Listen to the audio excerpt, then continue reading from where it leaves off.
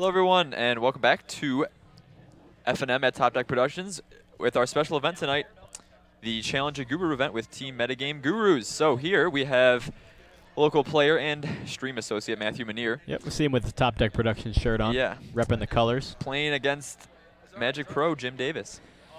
So Matthew has brought his own little, not his own little thing, but a very janky deck. It's a combo deck using Heartless Summonings. The reason for this is that he thinks it's a deck that he always loses after sideboard, but the MetaGame Gurus event is only one game. So if he's able to win game one, I guess. Matthew was just telling, he was just back here a few seconds ago. He was saying, this is perfect for me because I never lose game one. And I'm thinking to myself, Matt, I've watched you lose a lot of game ones with this Soul Tie. By the way, for those of you who don't know, the Heartless Summoning deck, really it's a Soul Tie deck, right? Because you've got... yeah, I think so. Right. You have Ancient Stirrings, yeah. You got Ancient Stirrings and then you get Grand and Architect, Black, right? Yeah, and Grand Architect, yeah. No, I don't know if you have Grand Architect. Doesn't he? I'm not sure. I suppose you... Yeah.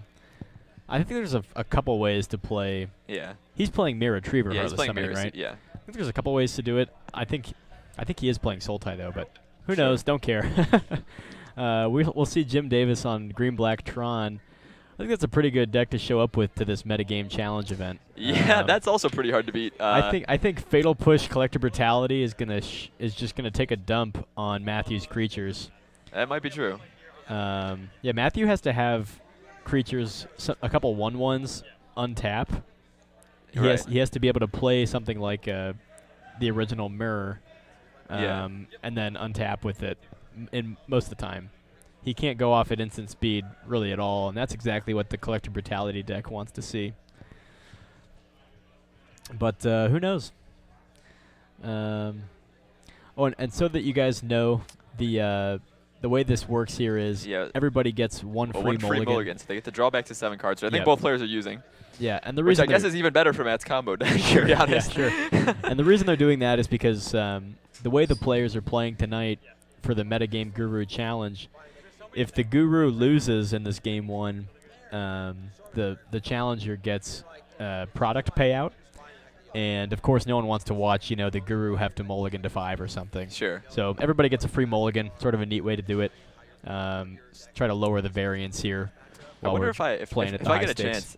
I would like to play standard against one of them. Did you bring your standard deck? Yeah. What did you bring? The Dark Tower. Oh, the Dark Tower. Yeah, because it's very good in game 1 matchups. Yeah, no, I watched you play.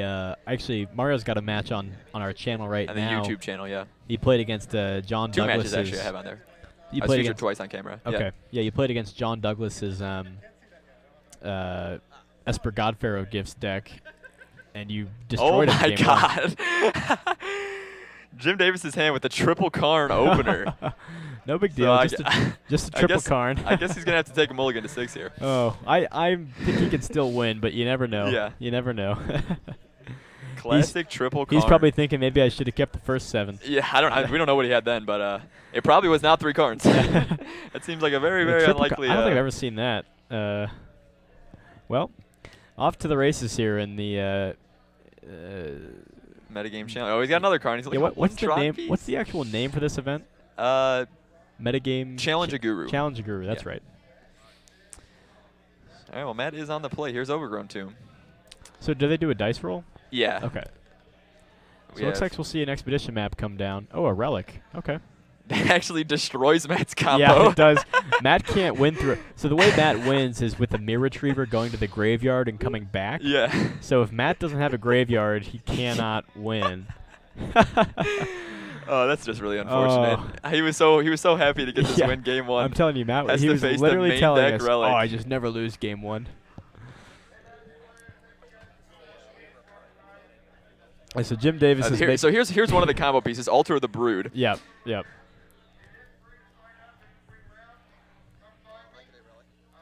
Oh, he's instantly cracking Relic. Okay, so Matt now has a chance. Jim Davis had to instantly crack Relic during his turn to try and find a land, which he did.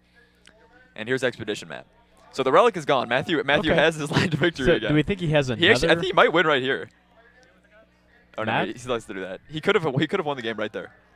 How? Because he has 2 Mirror Retrievers in hand, and if he has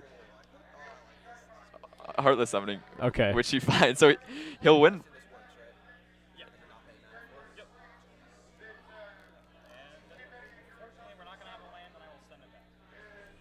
So I think he can win next turn. I think you're right. Do you think Jim Davis has the Thoughtseize or something? No, he's just gonna search for another Tron piece. Well, we'll see if Matt has it.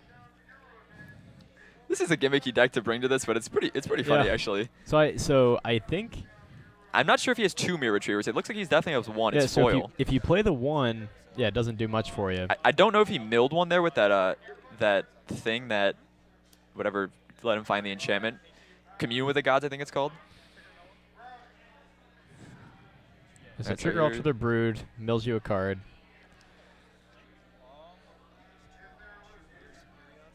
Is that a Grizzly Salvage in Matthew's hand? Yeah, it looks like it is. What are the other 2 cards? He has 2 Muddle the Mixtures, which he uses to tutor for his combo pieces using the Transmute ability. Right. And he definitely has 1 Mirror Retriever. So I don't know if he has a way to get another Mirror Retriever into his graveyard. Although he does have Mirror Superion. No, that doesn't work. Interesting. Very interesting. Evoke a Mold Drifter. Yeah, that's good. Draw 2 cards. Yep, so that seems fine. Yeah, so you can evoke the Mold Drifter for 1 mana since it costs 2 less. And he did not seem to find the second copy of Mirror Retriever, so he's just passing the turn. So Jim Davis going to use his star there to get a green mana. Found another Expedition map, but he did not find the Tron piece yet.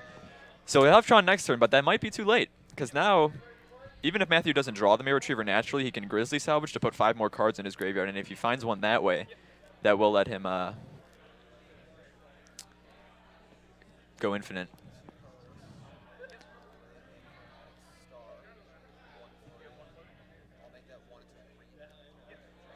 So Jim Davis did get Tron on this turn, but he only had 1 land. Lets him cast 2 stars, but... Yep, so he gets 2 mana with the Tron piece there, so plays a star, makes green, draws, plays another star. Well, I guess Matthew can transmute for another Mirror Retriever. And we just had the second one. Okay, so that's a mill you out and win here. That is an infinite mill. Unless Jim has an Emrakul in his deck. It looks like he does not. Okay, well. All right. And we're going to see Matt spout off about how great Heartless Summoning is. Look at that easy turn 1 win. I'm cringing just a little bit, but through his opponent having to crack Relic on turn 2 to find a land. Yeah.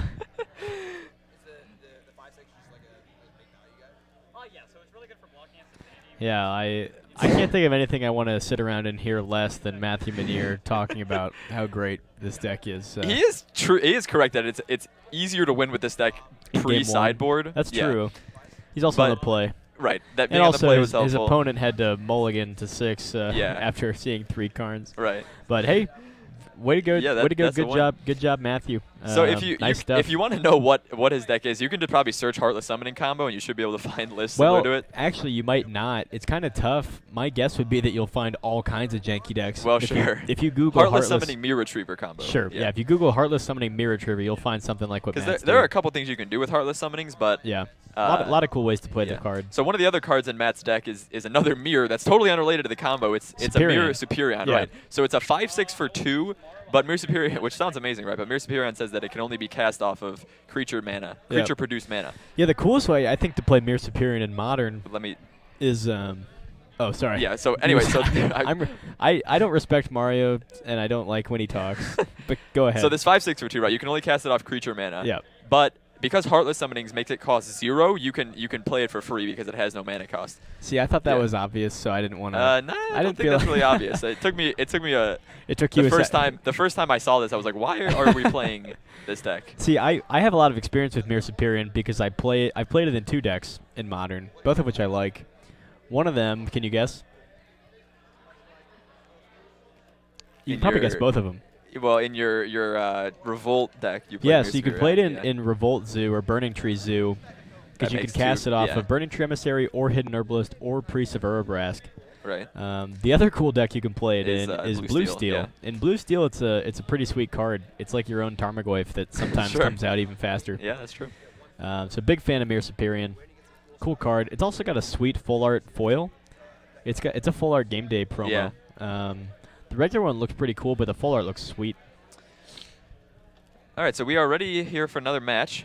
Ooh, Red White Soul Sisters. Yeah, we got Michael Rochella on Soul Sisters versus Jim Davis. Yeah, let me just say that I think Green Black Tron will destroy this deck. Yeah, this does not seem like a good matchup. Gaining infinite life does not help you. Yeah, against Karn and what Tron is doing. don't care about your infinite life or your Norin. Yeah, although granted the mirror tokens from Genesis Chamber will survive Ugin. So he's got that going for him. That's true. They are colorless. That's about all he's got going for him. That's a good point. Oh, we got our champion back here, Matthew Manier. Way to go, Matt. Impressive victory. We were trash talking your deck, but nice job. Okay, we'll see the turn 1 egg from Jim Davis here. He was on the play this game, which play is where you want to be here with this Tron deck. Well, sure. I mean, playing only 1-game matches, like being on the play is such a huge thing, you know. And I think does Jim just have natural Tron in hand? Looks like it. Yeah, he okay, might. Norin the Wary, yeah. That's a good turn 1 play for this. I think this deck actually wants to have in this matchup a turn 1 Champion of the Parish. Right, that's the most aggressive start. Turn 1 Norin doesn't seem relevant, especially since none of its enablers are in play. But this could be fun. And for those of you just tuning in, we've got Jim Davis here. Regular SCG grinder, I think Pro Tour. Competitor, definitely. Competitor, certainly. Playing here at the MetaGame Guru event in GameSwap Mason in anticipation of tomorrow's SCG Open here in Cincinnati. And, the MetaGame Guru event, players from the local store. We've got like 100 players here tonight. Yeah, there's quite a few people here. 100 people out here to challenge these gurus. If you win, I think you get a shirt. And maybe you get a shirt. You get some product from this. We just saw Matthew had a shirt, right? Oh, okay, yeah. You get a shirt, maybe some sealed, not sealed product, like deck product. Sleeves deck boxes. or boxes, whatever. Brought to you by BCW Supplies, I think. Yeah. Yep, BCW Supplies. So pretty cool stuff. So here we see Jim Davis cast his Ancient Stirrings off the egg. Not sure if it's. I think that one's a sphere. I don't know. The old ones are hard to differentiate. No one really cares. Yeah, whatever. It's one of them. Thing. Which did send Norin into exile. Yep. Norin got afraid of the Ancient Stirrings. To be fair, a spooky one, Ancient Stirrings is a scary card. If I saw some Stirring Ancients, I would be scared. So yes, FPen. This likely will be posted to YouTube within a few days. Yep, we'll get these on the channel for you. So here, Michael Rochella did get the Genesis Saber, which, as we said, is one of the more relevant cards in this matchup, only for the fact that it survives Ugin. Yeah, it survives the Ugin wipe, and they can potentially present a go-wide threat to Karn. The problem is that Jim's not playing any of his own creatures for the Genesis Chamber to trigger. So instead, he's just going to Sylvan Scry for a tower. So that does give him Tron next turn. I saw he hit an Oblivion Stone in hand, which if he casts onto this board, probably just ends the game for Rochella. Like, you know what I didn't consider until just now? Oblivion Stone can kill Norin. Well, that too. Well, there you go. I was also thinking that we just watched a mirror deck, and now we're watching another mirror deck. Back-to-back mirror decks. What are the odds in Modern? This is only on Top Deck, folks. We give you gold every day. Yes. So let's see, Michael Rochella. He got a Soul Sister. Yeah, got a Soul Sister. That's key. Now, like we said at the outset, this life gain is not super helpful against the Tron deck. Karn can obviously restart the game, and so that's not going to help you. But there is a chance that if Michael gets going quickly enough here, he does have a better late game in some sense than the Tron deck. Yeah. Right? I mean. Yeah, well, inevitability, I guess, but he also has. But O-Stone's a huge losing card. the game on turn 4. Sure. O-Stone's the card you sort of can't deal with here. If it was just Karns and Ugins you had to fight off of. Yeah, you might be able to power through them. You could probably even power through the Worm Coils, but I don't think you can power through those things when he has O-Stone. Oh, yeah, man. Jim Davis' hand is loaded. He's got 2 Fatal Pushes, a Worm Coil. Yeah, he can kill any problematic creatures like the Warden. He has another Oblivion Stone. Oh, does he have 2? Yeah. Whew. That's how she drew it up, folks.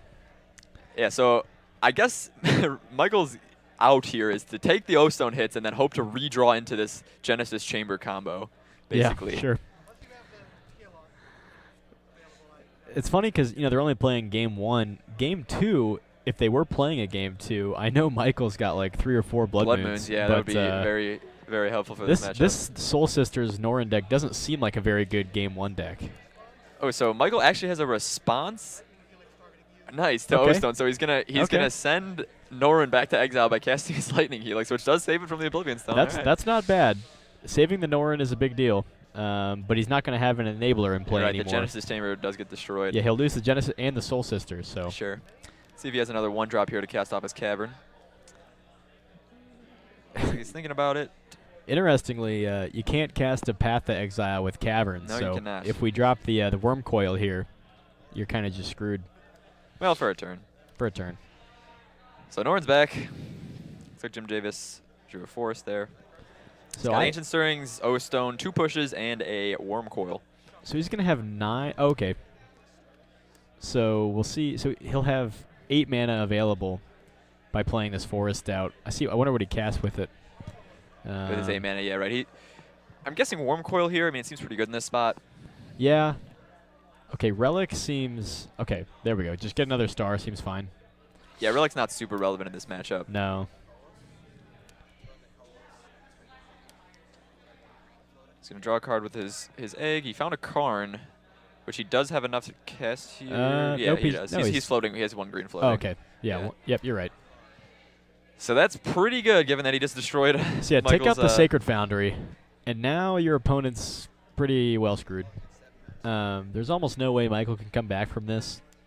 Yeah, I don't know how he can. You know, kill Norin Karn, can't actually. really. Norin's got 2 power, but can't swing No. at this Karn.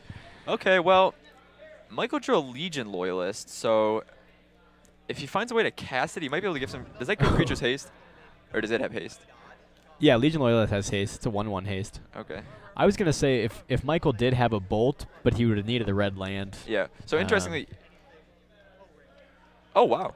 Oblivion Well, Ring. that's pretty good. Wow. So he had. I've never seen Michael play Oblivion Ring. No, main I have board. not seen that either. So I've interestingly, seen it out of the side, but not on the main. he cast his 2nd Cavern here, and he does have the Legion Loyalist on hand, but he actually named God, I believe, so that he's able to cast Purphoros? Purphoros, God of the Forge. Yeah. Yeah, Purphoros is an interesting out here, but Purphoros does still die to Ugin and Karn. That is true. So it doesn't die to O-Stone though. It does not. So that's neat, I guess. Unfortunately, Oblivion Stone is probably one of the worst ways to take out a permanent against Tron. You know, it just dies to a lot of their stuff. Yeah. Dies to O-Stone, dies to... Yeah, if there's one deck that doesn't have Karn. a shortage of permanent removal, Yeah. it's green-black Tron. Yes, for sure. But let's see what so Michael's going to want to find a done. path here to take out Worm Coil cleanly. Doesn't really have, you know... If he's playing the O-Stone, do you think he has path main board? Yeah, I mean, probably just for... I honestly, I wonder if problematic do you think creatures. O-Stone is just like path number 5 here, or what? Yeah, it could be. I've never seen Michael play the O-Stone main Got board. upkeep effects. We do have path. Okay, he's got the path. Now I believe Jim will have a basic land here. Yeah, probably a mountain. Or a swamp, you mean? That's what I meant, yes. The swamp. He's don't going know to why go for another force. He's playing has Jun. his, No, Mario. He's playing Juntron, Juntron with the basic mountain. He's got to have the basic mountain to beat the Blood Moon decks. Look, I don't even care about your Blood Moon. My deck's full of mountains already. So Rochella putting up a pretty good fight here. I mean, yeah, obviously he looked like he was out of this, but he's he answered. obviously can't come back, but it's nice to try here for a bit. He's answered Jim Davis's threats pretty nicely. Yeah. Although with the O-Stone in hand, we'll likely see Karn return from his his journey to Oblivion. Anyway, for those of you just tuning in here, Metagame Gurus event here at GameSwap and Mason, brought to you by Top Deck Productions on Twitch TV. In anticipation of tomorrow's SCG event here in Cincinnati, Team MetaGame Gurus has brought some of their finest to challenge our local shop here. For our local players to challenge, yes. Sure, I guess. Yeah, I guess our local players are doing the challenging. Right. And what's at stake here, Mario? The players, I think it's free to sign up, and if they beat the Gurus, they have a chance, or they will win some product in the forms of sleeves or deck boxes, and I think also they can win a T-shirt.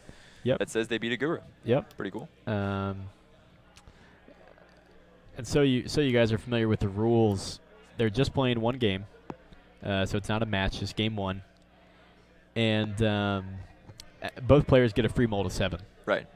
What are Guru deck lists they on? So far we've only seen Jim Davis in Modern. There is also Standard and Legacy available to challenge. But I think he's got They have multiple decks. Yeah, so Jim's got a couple decks with him. He's been playing Green Black Tron so far, which seems pretty good in one game matches. Yeah. Yeah, Green Black Tron, especially when you're on the play, it's pretty tough to beat game 1. Yeah. So we saw the O-Stone take out or sorry, Karn take out, no, the O-Stone take out the O-Ring.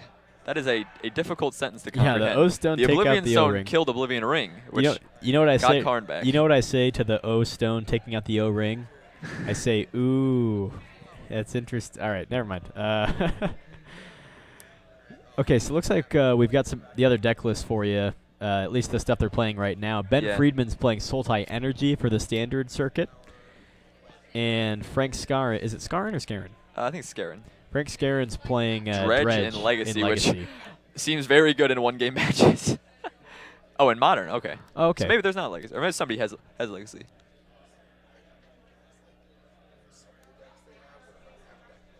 Yeah, sounds good. We're getting word right now from BCW that the players have got a lot of decks on them. We don't have all their deck lists, but we can try to get some deck lists for you.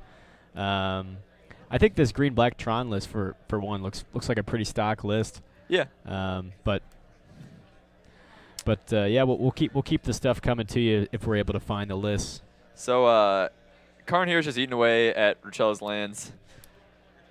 The third Oblivion Stone away goes. No big deal. Yeah, I don't think. That's probably all three of them, don't you think? Yeah, that's probably all three. I doubt he's got four. Yeah, Michael's just going to scoop him up. Not a very good matchup for Soul Sisters, especially pre-board, without really any way to interact with what Tron is trying to do. Yeah, so that was brutal. Yeah, Jim Davis takes that one pretty handily. Although I imagine any game you draw 3 O-Stones, you're probably winning. But sure.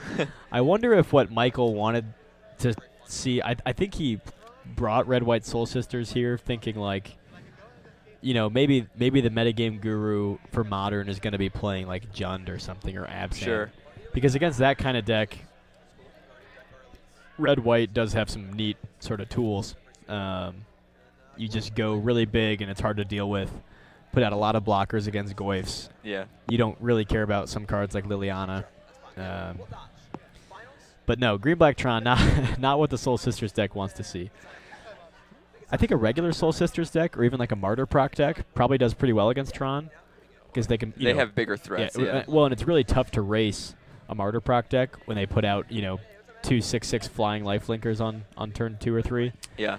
But this red deck is kind of, the Red White Soul Sisters is kind of derpy. Sure. So we got another challenger up to the table. So it is Zach Creamer playing Burn. Okay. And Zach knew that if he brought Burn, he could probably steal a game. Yeah, that seems plausible. Yeah, game 1's going to be tough here for Tron. Now, if Jim's got the Collector Brutality's main board, which I imagine he does, yeah, he we probably haven't has. seen yet. My guess is he's got like 2 in the main, 2 in the side. Sure. Does that sound reasonable? Do they really play a playset of Collective Brutality? Oh yeah, it's like that card was made for this deck because they have a bunch of crap to discard that they don't want. Sure. And they've got to deal with early threats and troublesome spells that they don't have much interaction for. Collective Brutality was sort of a boon. In fact, that's the reason to play Green-Black Tron, that Fatal Push. So I think it's my guess is he has a play set. I've seen a lot of people play 3 or 4. But I doubt they're all on the main board. Yeah, no, that seems unlikely. Other things he has to do against Burn game 1 is resolve a Worm Coil. Yeah, resolve a Worm Coil or resolve a turn 3 Karn. Hockey Girl 537, thanks for the follow. Appreciate it. Hope you're enjoying our special event of Team Challenger or the Challenger Guru event. Yeah, we've got Michael Rochella back here from the pit. He's shaking his head. Defeat. He's shaking his head. Yeah, we think that was a tough matchup for you, playing Tron. And we were hoping that you had the Blood Moon's main board today, in anticipation of the playing against Tron. But yeah, that was tough matchup for sure. So Zach's gonna take his free mulligan to 7 here. Yep, seems good. That seems like what Burn wants. Looks like Jim Davis has natural Tron. So if we go natural Tron Worm Coil, we can probably win, right? Yeah, I think we can. Unless Zach has a path main. If Zach's got a Goblin Guide hand, so he definitely doesn't have path game 1. Okay. Unless he did for today for the Guru Challenge. Sure. My guess is the only way Zach can beat a turn 3 Worm Coil here is if he has a Goblin Guide hand and if he has a Skull Crack. And he's on the play. Oh yeah, Skull Crack, sure. Multiple Skull Cracks. If he's got just one Skull Crack, will probably get him there. If he doesn't have any, you'll probably lose to the Worm Coil. Yeah. Oh, so it looks like Zach is... Oh, okay. I was thinking that Zach was playing Jeskai, but he's just got Scalding Tarns. Wow, so Zach is actually getting to 6 here. That's unfortunate. Didn't find either. Looked like that hand he just had was like 2 fetch lands, 2 shock lands, yeah, and then 3 cards. That's a little light. I guess you probably never want to keep 4 lands in burn. Yeah, Hockey Go, you're right. The Tron list is Jim's list from SCG Charlotte. Oh, so is it? You guys can find that list. Yeah, I assume it's the same or very similar. We can. I'll look it up. We'll see how many collective brutalities he's running. Yeah, look at the exact numbers. So how did Jim do at SCG Charlotte? He came in 13th. Wow, that's a lucky number. Yeah. Yeah, my over under on 3 collective brutalities, Mario. Total or main? Total. I think it's 2 and 2. I'm going under. I think it's 2 and 2. I'm going 2 total. Okay, I think there's 4 total, but what do you think, Michael Riccello? He's got none main. He has the full playset on the board. Michael tries not to think about Tron. The full playset on the board. Yeah, it was. Wow. What did I tell you? But none main. Okay, well that's interesting. I would have said there was some number in the main, but I was correct. There are 4 in the 75. Yeah, he's also got 3 Thrag Tusks in the board, so you know he was prepared for burn, but maybe not game 1. Yeah, game 1 could be tough here. Now, but he is on the play, and that's a big deal. And notably, Zach does not. Well, this is actually terrible for Zach. Zach doesn't have a turn 1 creature. And one of his cards is Eidolon. Yeah, Eidolon does jack shit here. It's not very good. Eidolon is, especially if he was on the play, Eidolon could be okay. On the draw against Tron, Eidolon is literally not even a card. Yeah, probably. Maybe it'll do 2 damage. It might towards Jim. It'll probably do quite a bit more to Zach himself. Yeah, it might not even do 2. I mean, it might get in there for 2 swinging. Sure. But playing a literal bear is not exactly where you want to be against the turn 3 Tron. Although Zach does have a Skull Crack, so that was one of the cards that is good for him in the matchup. Yeah, we don't actually know that Jim has the Worm Coil, do we? No, we know he has Tron, obviously. Even if he didn't have it in his hand, he has got this Expedition map. But yeah, I'm not sure about the Worm Coil. I wonder if we see Jim go get a basic land, or like a blossom, or not a. Do you think we go see him get like a basic swamp or basic forest with this? Maybe. He doesn't have any basic swamps made. I saw from his list. He only has one on the board, I guess, if you're playing against a Blood Moon deck. I think I heard him say he's getting something besides a Tron land, which makes sense to me. The Sanctum. Oh, Sanctum, okay. Yeah, Sanctum makes sense. Looks like he doesn't have any colored mana worries then. Right. Because I could see an argument for going to get a forest or swamp or Blooming Marsh at this point. Well, not the Blooming Marsh maybe, because it'll come in tapped when you play the 3rd Tron land, but... Well, there's got the Ugin. Seems good. He can't actually cast that yet. But nope, not yet.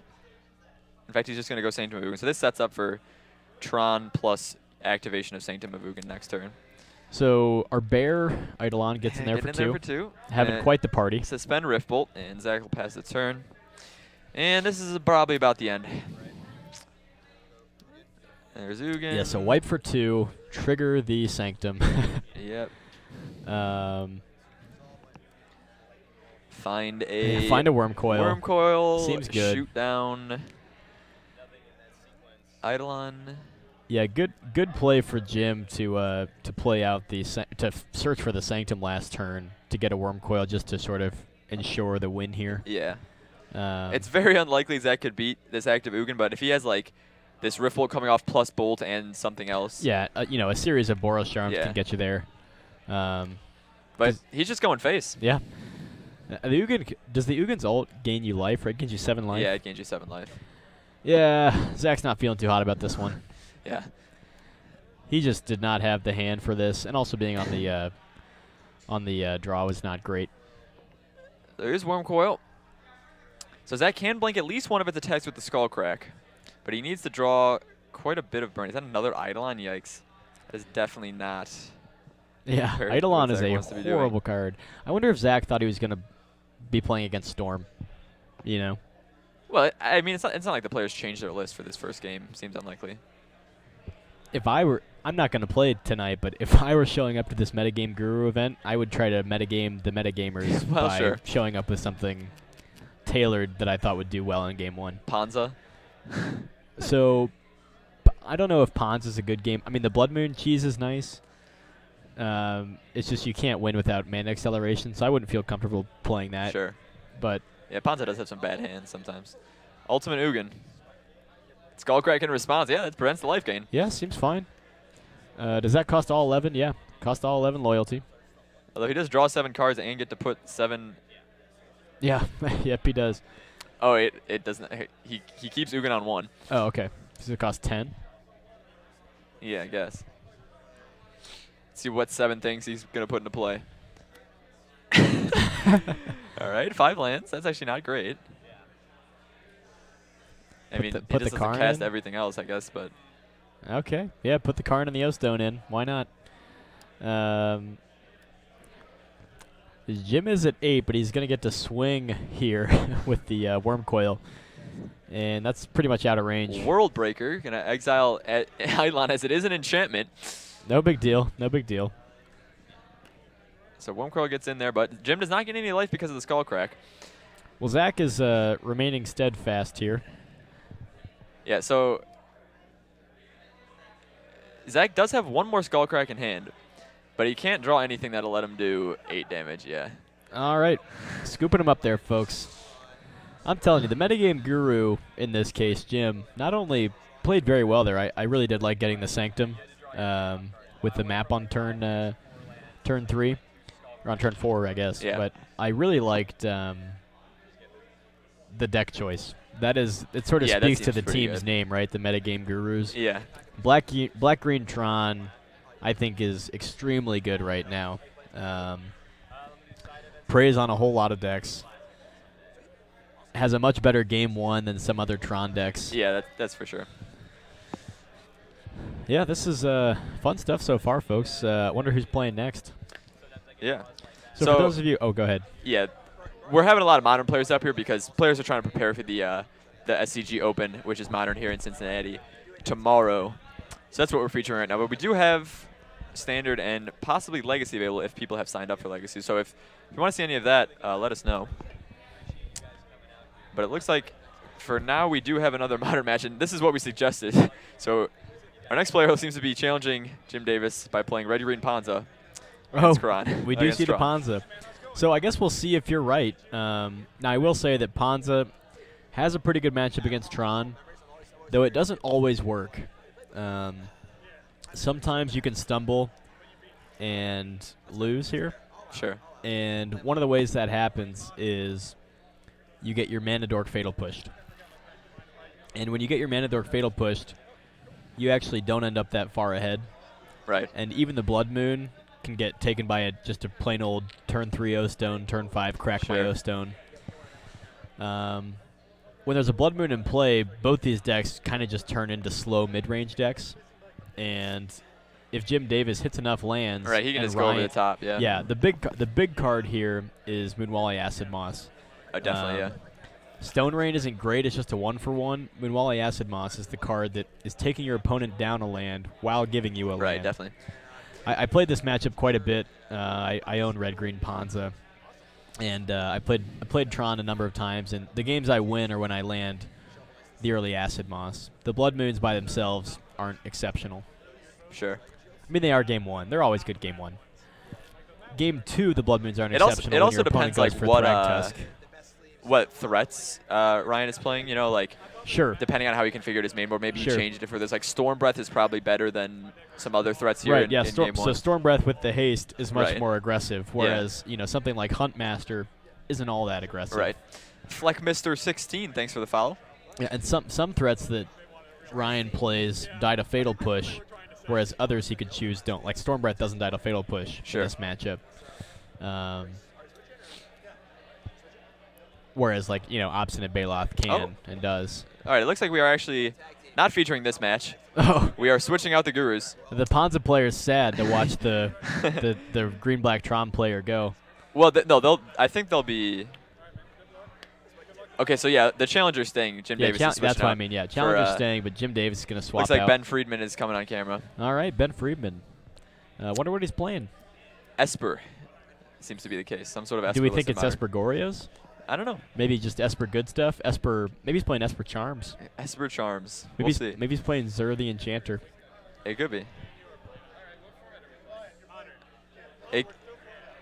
All right, so Ben Friedman asks, what format are we playing? He's got a selected deck here. That's true, but actually we are changing yet again. So Challenger has moved to play Jim Davis still. Oh, so okay, yeah. he will so hopefully get his Ponza luck. Right, so Ponza and Tron are going to play just on the non-feature match tables here. So we'll see what Ben Friedman brought. And this is Jonathan Topple here on Bant Nightfall. So we're still sticking with some Modern. So here's my guess. I think that Ben Friedman's playing some sort of Esper Supreme Verdict deck. That seems good. And my guess is that that's going to be good against Bant Nightfall. Yeah, that does seem good against Bant Nightfall. Although, granted, Spellqueller can... True. Spellqueller can Verdict. exile a Supreme Verdict. Assuming, he probably plays Spellqueller, right, in Bant Nightfall? Yeah, for sure. Yeah. So I feel like any Bant deck is playing Spellqueller. Yeah, I've got a Naya mid-range deck that's a Knight of the Reliquary deck, and it plays a lot like Bant Nightfall in a lot of matches. And I don't like seeing Snapcaster, Path, Push, Verdict decks. And that might be what... Oh, it's Esper Death Shadow. Yeah. Interesting. Huh. Yeah, Esper Death Shadow's sweet. We had a guy at the store playing that for a while. I wonder if he's got the spicy Orzhov charm. Probably not. So I will say that Esper Death Shadow also, I think, is maybe a winning matchup for Ben. Yeah. In my experience playing the mid-range Collected Company Knight of the Reliquary deck, Snapcaster Path is your worst nightmare. Oh, sure, yeah. And, of course, Ben Friedman is going to be playing a Snapcaster Path deck with this Esper Death Shadow. And, you know, so Jonathan is playing 2 combos in his deck. I believe he has both the Vizier and Oh, is he playing Vizier? Last time we saw him on camera, he was playing the Vizier combo. You're right. So he's playing both that and the Nightfall combo with Retreat to Coral Helm. So that usually is good in a Game 1 matchup, but... I think Vizier is going to be really bad here. I think Ben has a lot of interaction, right? Which is, yeah, that's... Interaction is not good for the Vizier deck. I think Jonathan's going to wish that he'd shown up. Once he learns his opponent's playing a Death Shadow variant, I think Jonathan's going to wish he showed up with Voice of Resurgence and Kitchen Finks instead of Vizier and Devoted Druid. Yeah. That's my guess. Both players are using their free mulligan, though.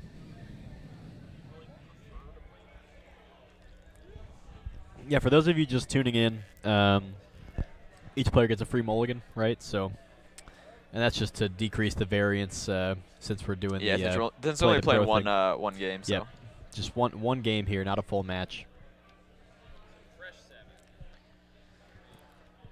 So it looks like we've got Snapcaster, Tasigur, and some lands from Ben Friedman. Serum Vision, Snapcaster, Tasigur. Ooh, a risky hand here from Jonathan. I think he kept Horizon Canopy Hierarch as his only mana sources, but he's got a Devoted Druid. Right, assuming Hierarch lives. Right, sure. Yeah, so we'll see the... End step cycled Street Wraith. Or maybe that was main phase. Doesn't really make a difference. It doesn't really make a difference. It could make a difference if you had a Disrupting Shoal in the list. Sure. Exile your Serum Visions and counter that Hierarch. Right. So we'll see if Ben has the push the Druid. Push the Druid. Yeah, folks. Just so you know, we've got our new Top Deck Production shirts, and one of the variants that you may be able to purchase soon says "Bolt the Bird" on it. But we're thinking about doing a Push the Druid variant. Maybe more topical in the current Modern format. And Mario, what's the other one we talked about? Doing Walk the Walk. Oh, in Standard. Walk the Walk is for Standard when you cast Walk the Plank on a Walking Ballista. That's horrible. And then in response, they shoot you in the face. Yeah, you lose one. Well, the Druid did get pushed, and Jonathan did not draw a second land, so that is not looking good on his end. No. He does have those 2 Devoted Druids, but he needs to get a second mana source quickly here. I think this game just ended. Yeah, that might be the case. Also, I forgot our favorite shirt that's going to be coming out is Strike the Snake. Strike the Snake, another Standard favorite. For when folks are casting Lightning Strike. Winding Constrictor. Yep. Here is Tasigur on turn 2. Yeah, Jonathan. Did not draw another greedy. land. You know, you had a free mull to 7. I think you just go down to 6. Yeah. But you know, I guess in a vacuum, not knowing what your opponent's doing. You know, maybe they don't have a way to kill your Hierarch. Right. If he's on an uninteractive deck. Yeah. Sure. And it was a good hand otherwise, right? Because he plays the Devoted Druid on turn 2, and the next turn he can play the Knight no matter what he draws. Or maybe he even had a Vizier and just went infinite. Who knows? Yeah. But now we'll never know because he's almost certainly dead. He does have a Vizier in hand, so. Wow. Okay, that's. Yeah. I suppose that's a reasonable keep then. Sure. Yeah, I think that's. I think Jonathan made the right choice. So we'll see if Ben has any Death Shadows he wants to run out here. Has put himself down to 9, so they will be 4/4 currently. So he's going to go with Serum Visions.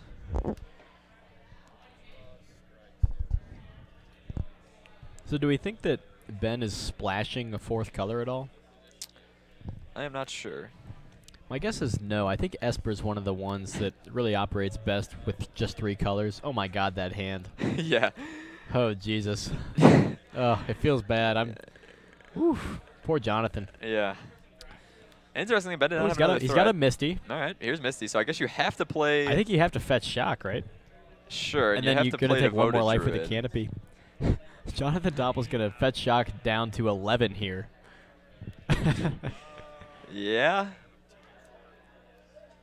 I guess he doesn't He need. can get basic Forest. Yeah, he doesn't need blue mana, but I feel like you have to give yourself the option. Yeah. Because what if you draw like a Coral Helm and another land that's not blue? Temple Garden does not seem like what you want, but I guess that can allow you to cast. Well, wait. Yeah, he went to 11, right? Because he took 4 damage total from that fetch. Yeah, with the yeah. Rising Canopy. Yeah. Yep. Why get Temple Garden? I don't get it. Does he need double white for something? Yeah, I'm not sure. So Jonathan falls to 7 from the Tasker hit, but Ben has not yet had another threat. He does have Fatal Push. Oh, And it looks like baby. he also has Snapcaster Stummer Denial in hand. Oh, jeez. This is brutal with the capital B, folks. And 2 zeros. Is that a Hierarch? Yeah, dang. That is going to meet another Fatal Push from Snapcaster here. Jeez. And especially with Ben playing with full information here, he's pretty inclined to just go ahead and do this.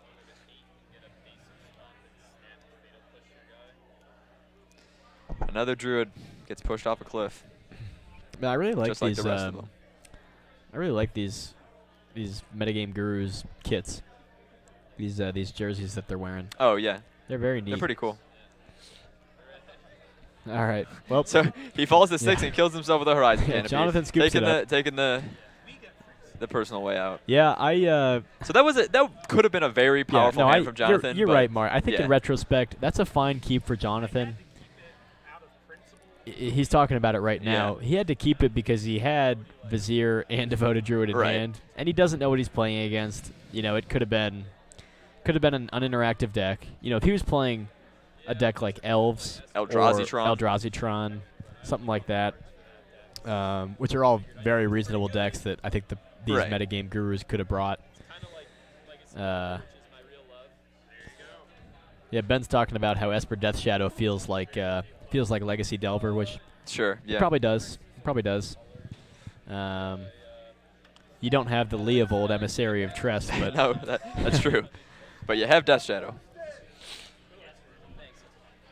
all right. Well, let's see what's coming up next. I'm kind of excited. These are really fun to watch. Yeah, they're interesting. Yeah, You are the only person to have won so far. Yeah, Matt, we got Yeah. our champion Matt Menier back here, who, as far as we know, is the only person to have won With a against Guru. Heartless Summoning combo deck. On camera. Yeah, off to the side other players have won, but on camera we've had one victor in a janky Heartless Summoning combo, but All right. gets there. So I guess the advantage for Ben Friedman playing Esper here is, you know, obviously Lingering Souls and Path, if he's playing Path, but what else? I guess you get better sideboard options. You get Stony Sounds, you get Rest in Peace. Yeah, I think the sideboard options from white are really good. From red, you obviously lose Kolaghan's Command, and Kolaghan's Snap is pretty damn good. Right, but you can pick up some of that same value engine just with cards like Lingering Souls. Sure. Yeah, and I don't know if you can actually play Rest in Peace in the deck, though, can you? No, you can't. I didn't think about that. Is when I think of white sideboard You could cards, play you know, you could play Ashes of the Abhorrent. Rest in Peace is the go-to, you know, white sideboard card. Sure. I guess you can also play Leyline of Sanctity if you want, which I mean is pretty good against Storm, which you want to be good against. Yeah. Yeah. Do you think you really play Leyline? Oh, we got some in the Esper standard Shadow playing list? here. All right. Oh, standard.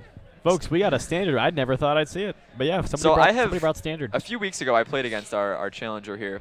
She was playing mono black mid range, I think.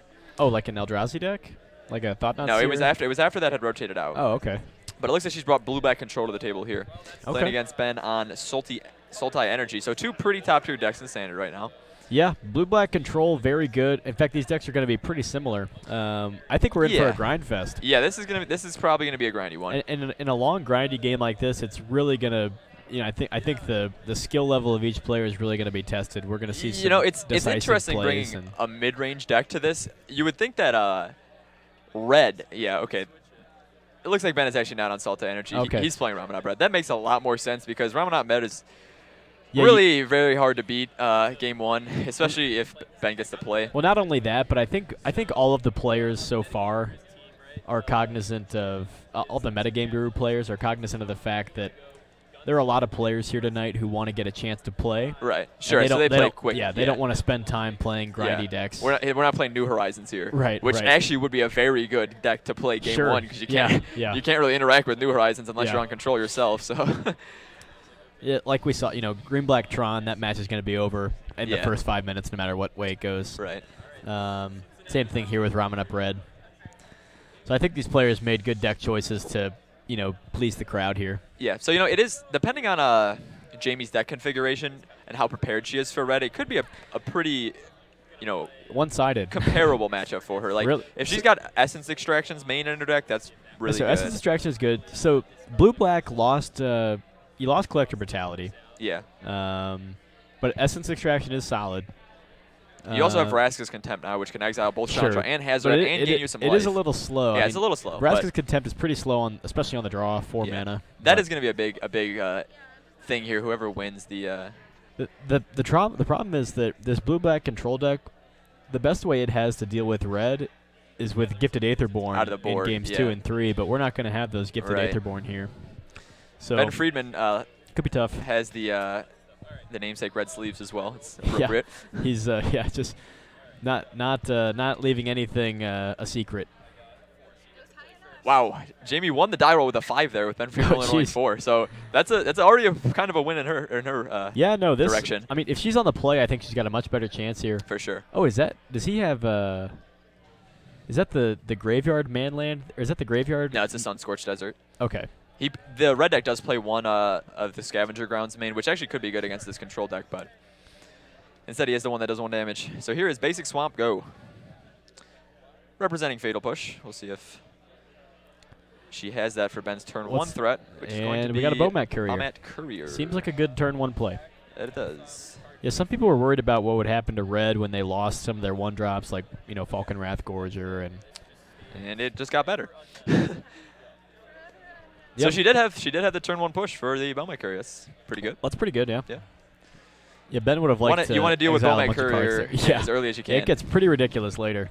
You exile 7 cards or whatever. All right. Okay. Has drawn Catacomb now, leaving up a number of things: Essence Scatter, Censor, another Fatal Push. So Ben playing around one of those things in casting Soulscar Mage. Seems good. Looks like we got another Fatal Push. Ooh, double push. So that's exactly what she wanted to see. It is, but it's a little bit loose to push Soulscar so quickly. Soulscar is probably the worst threat in the red deck, especially if you're playing control. And you might want to save your push for something like maybe an Earthshaker or a Karizev. Yeah. Like that is pretty good. Or this, if you can trigger Revolt. Sure. I see your point. What isn't? She's got a Censor. Yeah. So what is interesting is that, right now Jamie is using all of her cards to deal 1-for-1 with these threats. Right. That means she's not had any time yet to cycle any cards or make sure that she hits her land drops. But I wonder if she fizzles on lands here. This is a good start for her, right? No, it definitely is. Well, does she have an answer for that? Looks like she's got another Censor. Yeah. Oof. Very, very strong start. Yeah, she had all the tools she needed. If she just goes land Scarab God here, she probably wins. Did not have the Scarab God. Did have the land. So she's only got 2 cards left, right? It looks, yes. Another Hazoret. Does she have the answer to this? I think she has a Disallow. No, we're going 4 mana. We're going to... Yeah, so we do have Disallow. Yep, Disallow seems good. So that's 2 Hazarets down. I have been in this spot before with my Gear Hulk control deck, where you just 1-for-1 for a long time. Right, and that's not great, but yeah, you do. She does have to generate advantage against this eventually deck, somehow. it is pretty good because you see now Ben has just run out of reasonable threats. He's got 2 shocks and a braid in hand, which are right. not doing much, and Jamie has gotten through all of those threats, taking 1 damage. And that damage was from Sunscorched Desert. So Ben has 6 points of burn total. Well, I guess technically 8 since he can sack 2 deserts to that Ramanap runes, plus the 2 shocks in his hand. But he's probably drawing more lands than he wants, and obviously, you know, he's not planning on the game going very long here, especially against control. Because anytime Jamie finds an answer like the Scarab God here, you know, okay, yep, that's probably game. That's pretty brutal. The only way I could see Ben getting out of this is if he draws the Graveyard Desert Scavenger Grounds and is able to kill the Scarab God and then exile it out of her graveyard before it returns to her hand. Yeah, of course. So he can't kill it with a Chandra because it's a 5/5. Right. He'd have to chain another spell with it, put the Chandra to 1 loyalty if he has the Chandra. Yeah. And then have the Scavenger Ground. It's pretty tough. It does not seem super likely. And it's about impossible to beat the Scarab God from this position in red. Yeah. Think how much different this game would have been if Ben were on the play. Oh, yeah. He would have gotten a free point of damage in with had his Bowmat Courier with survive. Bowmat Courier. Been able to exile a card with it. The sensors would have been much worse. Right, assuming he could have played around them as well. So it looks like he's just gonna, he's just gonna buy some time here by shocking plus abrading the Scarab. Sure. That is not great. Great. So Ben making a he did that correct during play the end here. step. So he cast the second, or all of it, whatever. He killed the Scarab God during end step so that the trigger is not going to happen until Jamie's end step here. Right. Giving him a window. Yeah, wake up, BB. This has definitely been a near perfect draw from blue-black. Yeah. Yeah, because this is not an easy game 1 match. And literally answering every threat 1-for-1 into the Scarab God is exactly what you need to do to win. Yeah. So Bowmat Courier is here. Gonna try to do something. Yeah, it's not the best. All right, well, got a card here. Is this a torrential? Looks like it. Now, she doesn't have any, card draw spells, so she's just gonna.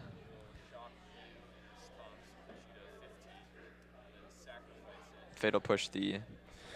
Yeah, so interesting she didn't. Yeah, that was a bit of a misplay there. Yeah, she wanted to definitely fatal push it or disallow it or something before it got cards and before it did damage to her. You probably push it in response to the first trigger. So getting in there with the Gear Hulk, and this is gonna make quick work of Ben's life total. Yeah, if he gets in a braid here, he can still do something. But of course, she's got the Scarab God. So yeah. Tough. And she's even now drawn a Field of Ruin, which can take out one of the deserts. Yep. Which, if she wants, she could use it right now, but I think she's just going to cast the Scarab. Yeah. Yeah, in fact, the Scarab is actually lethal next turn. On her upkeep, she reanimates one of Ben's haste creatures. Yeah. And she'll swing for, well, she can't swing for, oh yeah, it'll be it'll be lethal, because it swings for 14 plus 1 damage from the trigger itself. Right. So she takes that win. Yeah. So fatal push, sensor. Disallow. Disallow. I mean, that was essentially, if you think about it, fatal push, sensor. That's something you could see from like a legacy blue-black deck. Sure, yeah. Yeah. Sensor's not playing, it's not seeing as much play as I hoped. Imagine it was fatal push, days. Sure. Counterspell. I do think Legacy has seen a little bit of Sensor, but not nearly as much as I was hoping for. Probably because Days is just better. Days is, well, yeah, obviously you don't play it over Days. But no, as Days 5 and 6. Yeah, it's just a good card. The fact that you can cycle a Sensor through Athalia tax, against Death and Taxes for just 1 mana is really nice. The deck, the taxes are really rough on Legacy blue cantrips. Right, for sure. And the fact that you can always cycle Sensor for 1 mana because it's not a spell is pretty dope. All right, Bo, we got another matcher. Not sure what format we are doing yet. Looks like we're doing Modern. Yeah, looks like Modern. So it's going to be Scapeshift versus Death Shadow, I guess. Yeah, we're assuming that's the deck Ben's going back to. That's favorable in Death Shadow's favor. Really? Yep. And the reason is that you can put a clock on. Doug cannot kill any of these 4/5s, 5/5s, Sure. and 7/7s. You know, Yeah. you just can't really kill them. And the way these games go, about 70% of the time, I think, is the Death Shadow player is on the brink of death because they're at 6 life or whatever, and the red-green player, you know, has 5 mountains, you know, in play, but usually 1 or 2 turns, you know, before the red-green player can actually kill the Death Shadow player, the red-green player or the Death Shadow player just gets under him, sort of finds the window. I think the most important card in this matchup here is how many Stubborn Denials Ben draws. Yeah, Stubborn Denial is real good against the card Scape Shift, but also using it on the Farseek and stuff. The thing is, like, Primetime is actually just really good against Ben's deck, though. Yeah, so Primetime is really good because Stubborn Denial does not answer creatures. And it blocks. And Sakura Tribelder is good. Sure. But I usually I think the Esper Death Shadow players. Well, this is interesting. Somebody said in chat that red green shift is like 55% favorite. No, that's not true. Well, against this Esper deck, I have no idea. Right, we don't. Yeah. And one of the reasons with the Esper deck, what's different here is that you don't have some of the nice cards like Teamer Battle Rage out of the sideboard like Grixis might have. Yeah. To try to close the game out, but generally, Death Shadow is favored against Scape Shift. Yeah, you're right. Grixis is cold to Primetime, too. So this might be a little bit better for Esper. That's not true. Yeah, I mean, you got Terminates. Yeah. You know, you don't have 4 Terminates probably like you do probably have 4 Paths, but Terminate's a very nice answer to Primetime. Looks like Doug is taking his free mulligan. Yeah, the discard is really at a premium here, and the fact that your creatures just don't die to anger is really important here. This is a tough matchup for Titan. Without sideboard, it's meaningless to say anything. Well, in the I think scheme you're scheme meaningless. of 3 game matches, it is meaningless. But in terms of game 1 matchups, there's certainly some meaning there. My guess is just to make up random numbers with no statistical backing or empirical data would be to say okay. that Doug is probably looking at almost a 50-50 if he's on the play, something like a 48-52. But when Ben's on the play, we're looking at a 60-40, maybe even worse, in Ben's favor, both ways. I guess we can have them play hundreds of matches and figure it out. Hundreds of games, I suppose.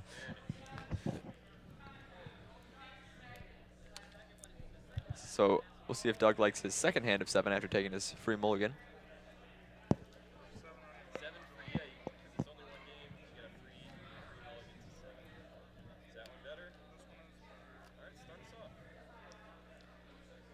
All right, so Doug is on the play. That's good for him. Like I said, 48-52. And he's got data-driven an stats. ideal turn 1 play. Yeah, Search for Tomorrow's good. Search for Tomorrow. See if... Probably got a turn 1 Inquisition. Yeah, he's also got a Thoughtseize, so... I think he might only have Thoughtseize, yeah. Okay, so he's going to go to 15, which is crucial because he's got a Death Shadow in hand. So he wants to take that life He total also gets fast. to take this Sakura Tribelder here, which... Oh, he's going to go with Primetime yeah, instead. take the Titan. Really? It might be because he just doesn't have an answer to it, but I assume he's got some reason. Does that suggest that he's maybe not... I mean... You know, obviously you can't really... Maybe he doesn't care. Do you think he has a Shadow Dad in hand? That's why he doesn't care about the Steve? I very much doubt that. Victor Kurz was actually... Victor Kurz is playing Grixis Death Shadow. He was talking about playing a Shadow Down. He does have an Opt there. That's an interesting yeah, inclusion. Opt and Serum Visions. So if he finds a fetch land here, he could play Death Shadow as a 1/1. But not sure that's what he wants to be doing. Well, given that he knows his opponent's hand is just 3 lands, yeah, I think playing the 1/1 Death Shadow is fine.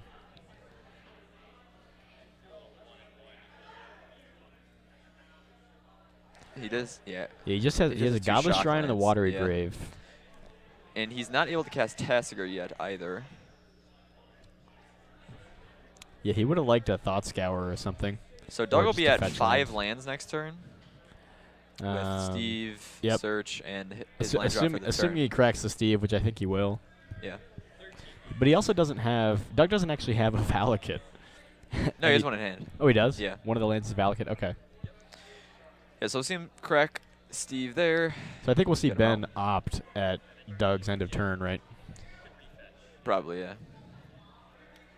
So we'll see the Search for Tomorrow come off. Get a basic mountain. So that's 4 mountains total. Slowly, well, actually rather quickly approaching the required amount for Valakut. Yeah, I think that Death Shadow wins this. If we see one Death Shadow and then a series of mount, I think the Death Shadow just wins, right? Well, sure, assuming Doug can't do anything about it. But yeah. You know, if he blocks it for 1 turn, that changes the math significantly. Yeah, but do you think that Ben's going to let him block it for 1 turn? Right, so I think Ben has a path in hand. Yeah, that's what I mean. Yeah. Makes me wonder why he took that Primeval Titan. I mean, obviously he doesn't want the trigger from Primeval Titan to happen. Yeah, I think that's what he's worried about, being unable to beat. Sure, and I guess you can't, like... I think he can beat 1 land at a time, because you can race that with Death Shadow. But what would be really tough would be for your opponent to use Primetime Trigger, go get 2 Valakuts. Sure. You know, so I think that was probably the right play. I think Doug may have drawn an Hour of Promise here. That could get Stubborn Denial if he tried. It could, yes. I wonder if he's going to respect that. See, the problem is, though, that if he doesn't do it now, Ben has the possibility of deploying, you know, a creature with 4 powers. So yeah, it looks like he's just going to go for it. Okay. Does Ben have the Stubborn Denial? Does not look like it. Nope. Yeah, his only blue card there is an Opt, so this can go get any 2 lands out of Doug's deck. Unfortunately, he's not going to be able to find 3 deserts to get 2 zombies, but not sure he needs those to win this game. We'll probably see him get 2 Valakuts or maybe a mountain and a Valakut. It looks like he's picked up 2 Valakuts there. And what's left in Doug's hand is Valakut and a land, I think. Is the other land? It's a Cinderglade, right? I'm not sure. You played a Cinderglade this turn. Don't know the identity of the last land. Yeah, so we'll see the Opt. See what happens. Oh, there's the Stubborn Denial. That feels bad. Yikes, yeah.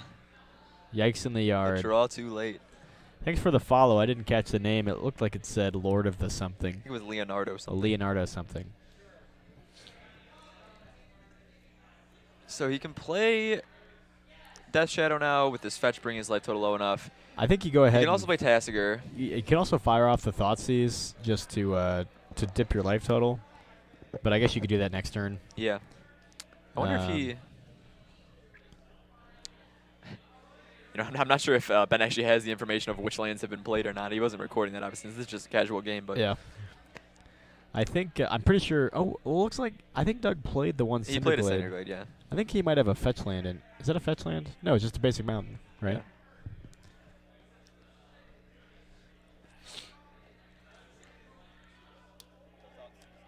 So this is one of the... Okay, mountain, yeah.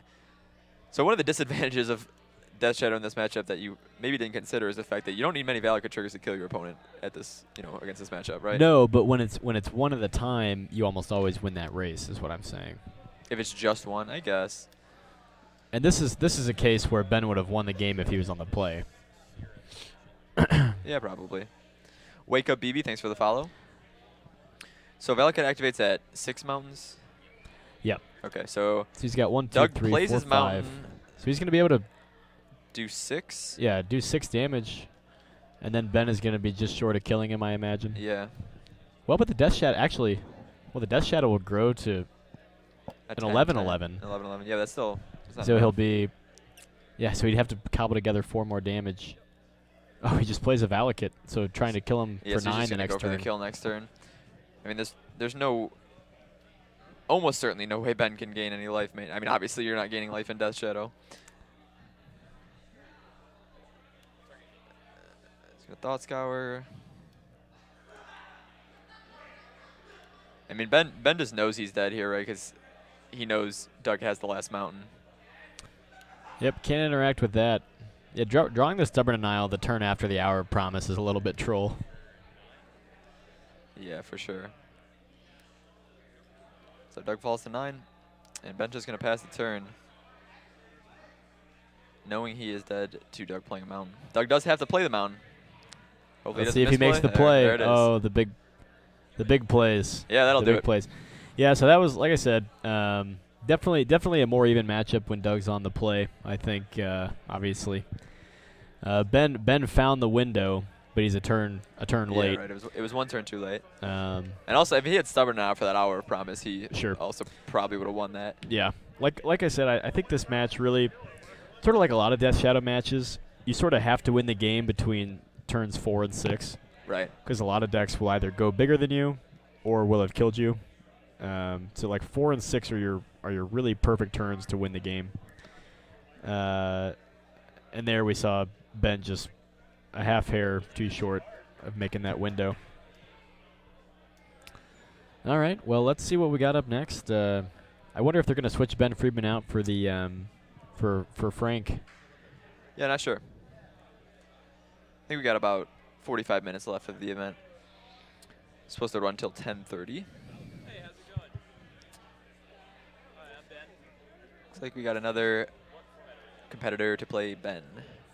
And we are sticking with Modern. We got Bree Freeman on Eldrazi-tron, and Ben probably sticking with Shadow. What is that right? We've got Brianna Fryman and Ben Friedman.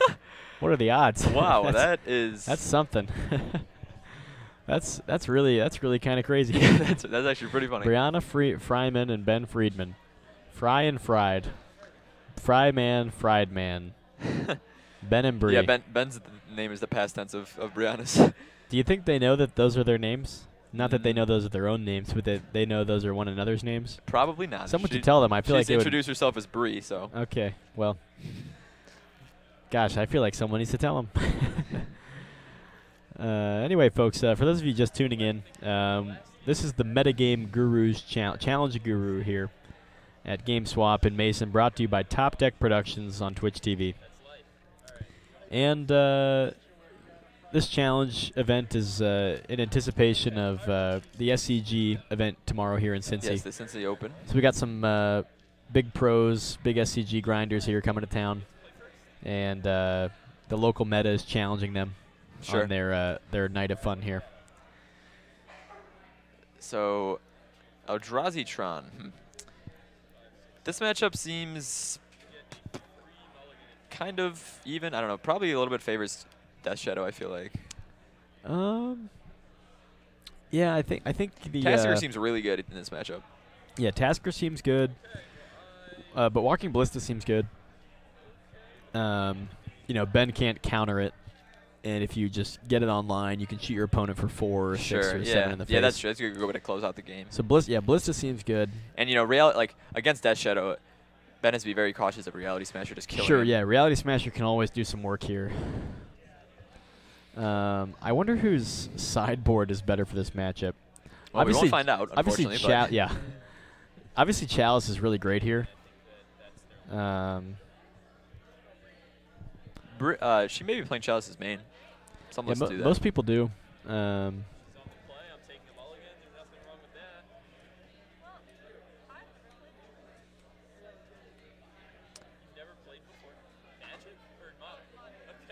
Wow, so Bree has never played this deck before. Bree's brand new to Modern. I wonder how this will go.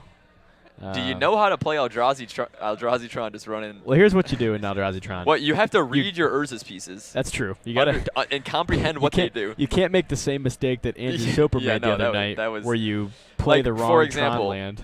Playing Buried Rune on turn 1 when you have 2 Tron pieces in your hand, not optimal. No.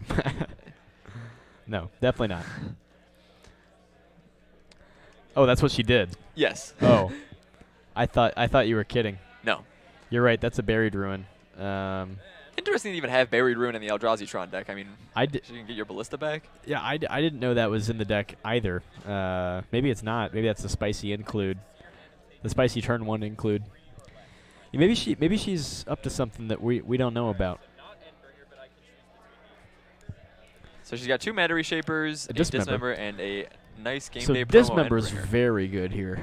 That can neuter almost any one of Ben's first threats, like this Gurmag Angler and probably a Shadow. Though I think since Ben knows about the Dismember now, he won't play a 5/5.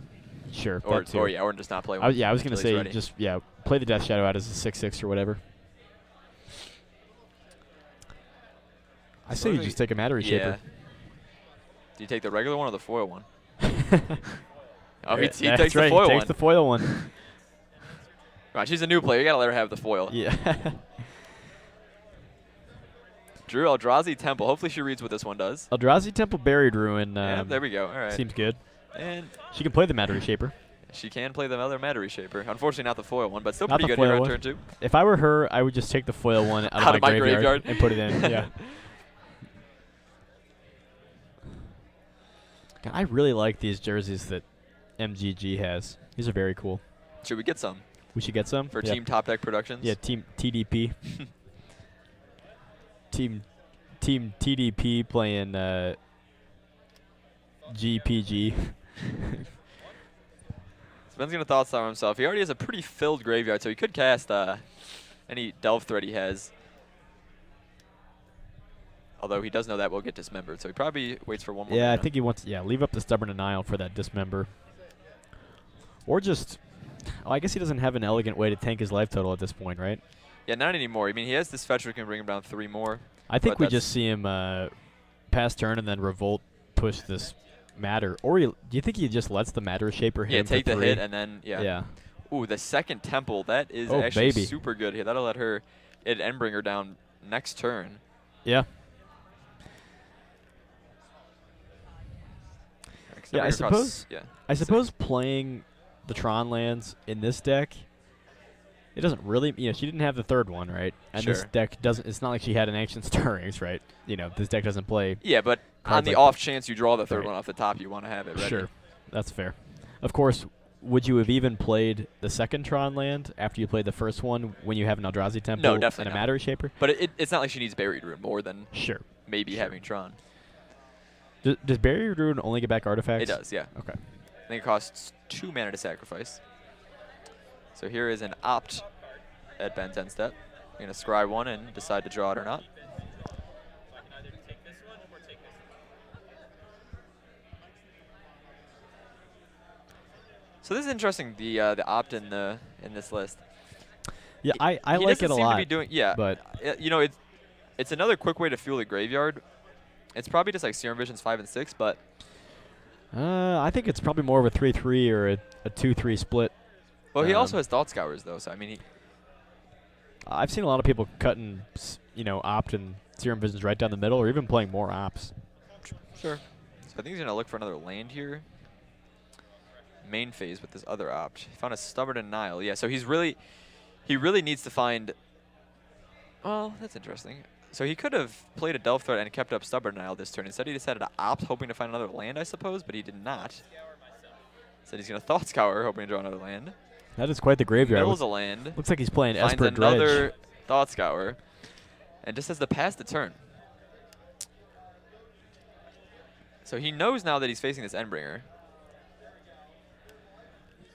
Ben Friedman with a handful of cards that are kind of tough to all deploy with 2 mana. Yeah, for sure. He milled away his Polluted Delta there. So got the Endbringer So out. here's the Endbringer that he knew about. The terrible promo art. That's okay. We'll forgive it. I like the promo art. You like the promo art? Yeah. Mario, get out. All right, so Ben did find a fetch land here, which is actually very important for him. So depending on how large his graveyard is, he might be able to play Tassiger, Gurmag Angler, and leave up Stubborn Denial, or just go one of those 2 and Death Shadow. Yeah, he's brought himself all the way to 5, so he's probably thinking about Death Shadow here. Of course, what he doesn't know is that Bria has drawn into a Walking Ballista, so if she's able to assemble Tron, Just shoot him in the face. yeah. Oh, she's actually going to go for a Snapcaster Path? Yeah. That's true. Yeah, he can't really beat an Endbringer in a fair Endbringer. game of Magic anyway, so I think you have to do that. So her searching for a basic, if she finds it, she's got the waste. That's pretty relevant. Yeah, so Ben did, following the new rule, did inform her that she's able to search for a basic. She was Yep. definitely aware of the Yep, waste. you do have to say that. So if anyone's thinking about scumbagging their opponent tomorrow at SCG Cincy, you can't do it. Well, It's against the rules now. Do it against me, and then I'll call a judge on you and get the free win. You have to inform your opponent that they can search for path. Is there any other relevant interaction where that comes up? What do you mean? For For like something you have to remind them about? That's like a may. So Thought Not Seer is Thought Not. Is it only for mate? Because Yeah, I'm not sure the exact ruling. I don't know what the new ruling is per se, but there are lots of detrimental She's trying a triggers second that walking opponents ballista? have relentlessly not been telling their opponents about. She just drew a second walking ballista. Oh, jeez. That's game. Is it? Yeah, she plays this one for 3 and then plays the next one for 2. Why wouldn't she just play this Or one she for could just kill 5? him. She just kills him here, actually. Nope, failed to see it. All right. And then this triggers.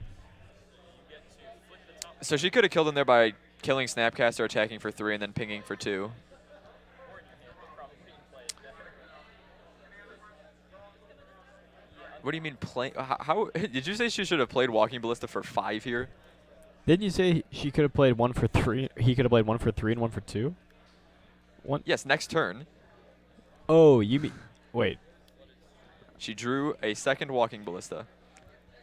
And now has another one that she can cast for 2. All right, well, let's see if she shoots it off. Okay, Ben's reminding her she can shoot him for 3. Which she will do. Put him to 2. And now she has lethal with the second Ballista. I don't think, yeah, Ben does not have a way to counter a Walking Ballista. So Ben does have some sizable threats here, but unfortunately for him, it is not going to matter. Yeah, if he had a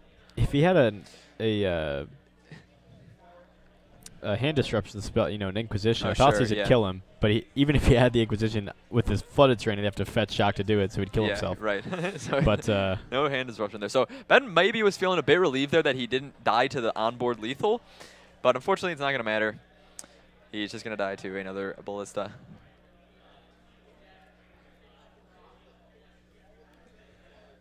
oh, I'm sorry. Did you mean have her shoot the Snapcaster for 1? Yes. And that I see. I was not following what you were saying. You win. Yeah, that does it. She wins. Looks pretty happy to win there. All right. She just beat a professional Magic player in her first game ever playing Modern. Yeah, like I said, folks, Eldrazi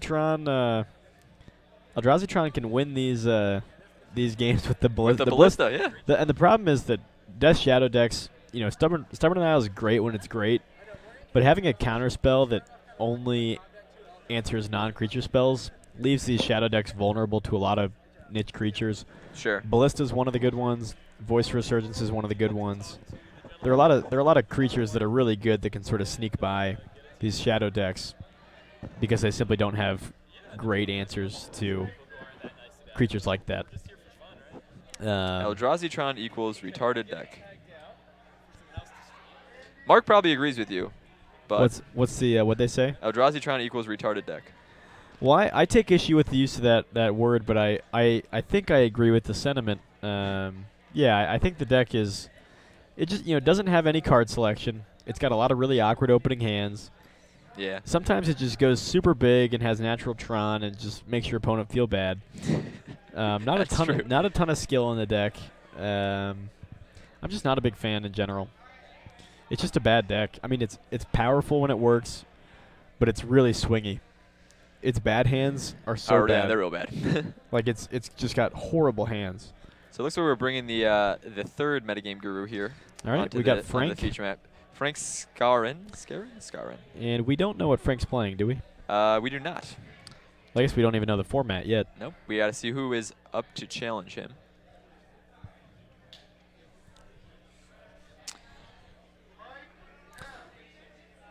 Oh, look, we got Taylor Gunn standing there in the background. We do another Looking top very deck productions dignified. associate, one of our commentators. Yeah, you guys might hear Taylor commentate. He and John Douglas do a great job on Tuesday nights commentating for Modern. And let's see who Frank's challenger is. This is going to be Bryce Oh, Sheeler. Bryce. So he is a standard player. Yeah, I assume they're playing standard. Yeah, Bryce has been playing Grixis and or blue-black control here in standard for a while, so I'm assuming that's what he's going to be doing. Sultai he's Energy. transitioned to the dark side. Yeah, Sultai Energy is a dumb deck. No, and this is a great deck. Well, it's dumb because it's like the obvious thing to be playing. Okay. Like, oh, what's Bryce on? Okay, Sultai Energy, great. It is cool, though. It is cool. Yeah, we'll see what Frank is on. But this might be the Sultai Energy mirror. Could be. That could be. I would love to see Teamer versus Sultai. Yeah, that could be fun. I actually really like watching Teamer Energy. You don't like watching Sultai Energy though? No, I think the Scarab God is just like boring and predictable. Scarab God is one of the most intricate and powerful cards in the format. Well, like there are always a lot of lines for it. It's just it's inevitable. Like yeah, there are a lot of lines, but all of them win you the game. Yes, it does have a lot of lines. Whether you reanimate the Rogue Refiner or the Bristling Hydra probably doesn't matter. No, too much, and like yes, exactly. That's in most situations. Yeah, like the card's just insane, and I don't really like watching it. It's sort of like It's like watching 2012, 2013 Standard, watching people play their Thragtusks. It's like it doesn't really matter. Was that effect? Yeah, it's just like it's just like this insane mid-range card that if you're not playing it, you won't be able to beat it.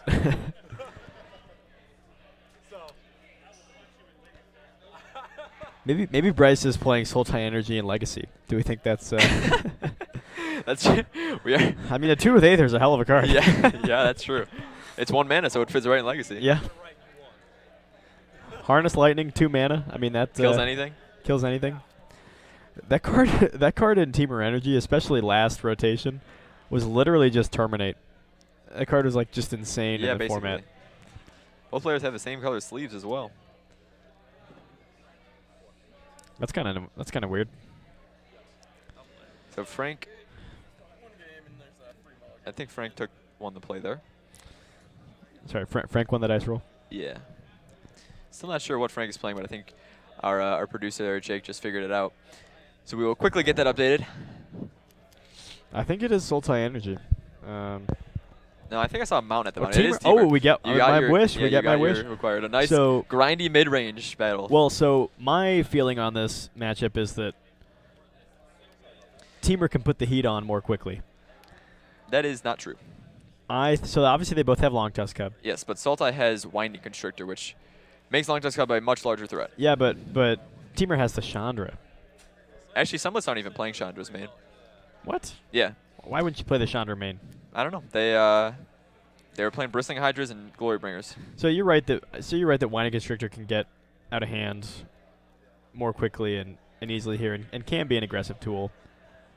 I don't think we'll see that against a removal heavy Teamer Energy deck. Well, Winding Constrictor is one of the easier threats to remove. Also, like Glory Bringer is, Yeah, both of the 5 drops in these decks are game defining, right? Glory Bringer is huge for Frank. Scarab is huge for the Sultai. Scarab God coming down versus a Glory Bringer. I think we can see the Teamer Energy deck get under there. But it is true. I think in the long game, the longer the game goes, the better chance Bryce has. Although unfortunately, Bryce has had a mulligan to 6 here, but not like either his opening or his free mulligan to 7. I like it. Teamer Energy all the way. Another card that Bryce likely has that's in a step up. Well, there are a number of cards. So he has Hostage Taker, the obvious one. That card's actually pretty risky in this matchup. Yeah, it can die very easily. And there aren't any effectual. Hostage Taker is really good when you hit tokens with it, and the only tokens in this matchup are Whirler Virtuoso tokens. Sure. Right. So I'm not sure how great Hostage Taker is going to be at all. I mean, it's also good just stealing a Whirler Virtuoso, obviously. Like if you can resolve it. The thing is, it's very risky here against a removal heavy deck like Frank's. Yeah. How many copies of Censor do you think we have in the players' collective 150 here? A fat 0. You really and think I can say that with certainty. You really think neither player has any censors? I'm 99% certain that neither player has any censors in these lists. I will bet you this Endless Horizon that I have here. I picked up an Endless Horizon for a friend of mine. He doesn't play Magic, but I will bet you this Endless Horizon that we see a censor. Not necessarily played, but we see one while people are shuffling their decks from Attune with Aether. Okay. Did Bryce keep a no-lander with Attune? Yes, he did. Okay. Hey, we've all been there. The no-lander with Attune. Wow. All right. Well, he found a land and... Oh, an OG Rootbound Crag. I like it. Was able to get a second land. But yeah, Frank is already pretty far ahead here, being on 2 lands and able to deploy a 3-drop here. Yeah. Looks like it's going to be Rogue Refiner or Whirler Virtuoso. I think he actually has both. Rogue Refiner seems better. Yeah, so Whirler. So maybe he probably didn't have Rogue Refiner then. Okay. You usually play Rogue Refiner over Whirler. Yeah, Rogue Refiner building up more energy to use all at once with the Rogue Refiner in the face of removal, and then also just drawing a card, sculpting your hand. So here's Long Tusk Cub. Bryce did draw another Attune. Do we have the removal spell for that cub? I'm not sure, but he did have Confiscation Coup, which is kind of like a removal spell. Yeah. Confiscation Coup is Teamer's version of the Scarab God. Or a Hostage Taker, I guess. Card is really good. In fact, yeah, I agree. Confiscation Coup is very good. Frank drew a Magma Spray, but that, of course, is not going to be able to deal with long Yeah, he does have the 2 already energy. has 2 energy. Yeah, the attune into Cub is gross. Yeah, for sure. Cub as a 2-drop is great and scales really yeah, well Cub with the is energy. Tarmogoyf. Right, but when you have especially when you have the turn 1 attune, that just makes it so brutal. Like this Magma Spray is just crap. So one thing that could happen is Frank attacks with his 2/3. Bryce goes to block and then pump Cub, and he gets Magma Sprayed in response. Were you looking for a sensor there? No, because I know they're not in his deck. I think we'll see one. I think some players have them. You don't play Censor in this. You play Supreme Will, Negates, and Torrentials if you want. But Oh, that's right. Well, I forgot Censors. Supreme Will. Yeah, Supreme Will probably has changed the fabric of this deck. I haven't looked at the Team Energy list for a few months. So Frank is not going for the bait with the Magma Spray. Interesting. Well, Bryce drew a 3rd land, and he's got a Tune and a Rogue Refiner. That's pretty good. An attack. So this could be where we see The Magma Spray on the Rogue Refiner? No. He needs to deal with this Cub. He does have Glorybringer next turn, which can kill the Cub. I guess that's probably fine. Yeah, why? So I guess you don't even need to use Magma Spray. No. Okay.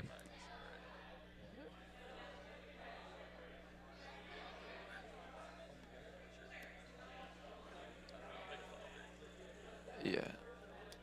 So there was 2 lines Frank could have done there. He could have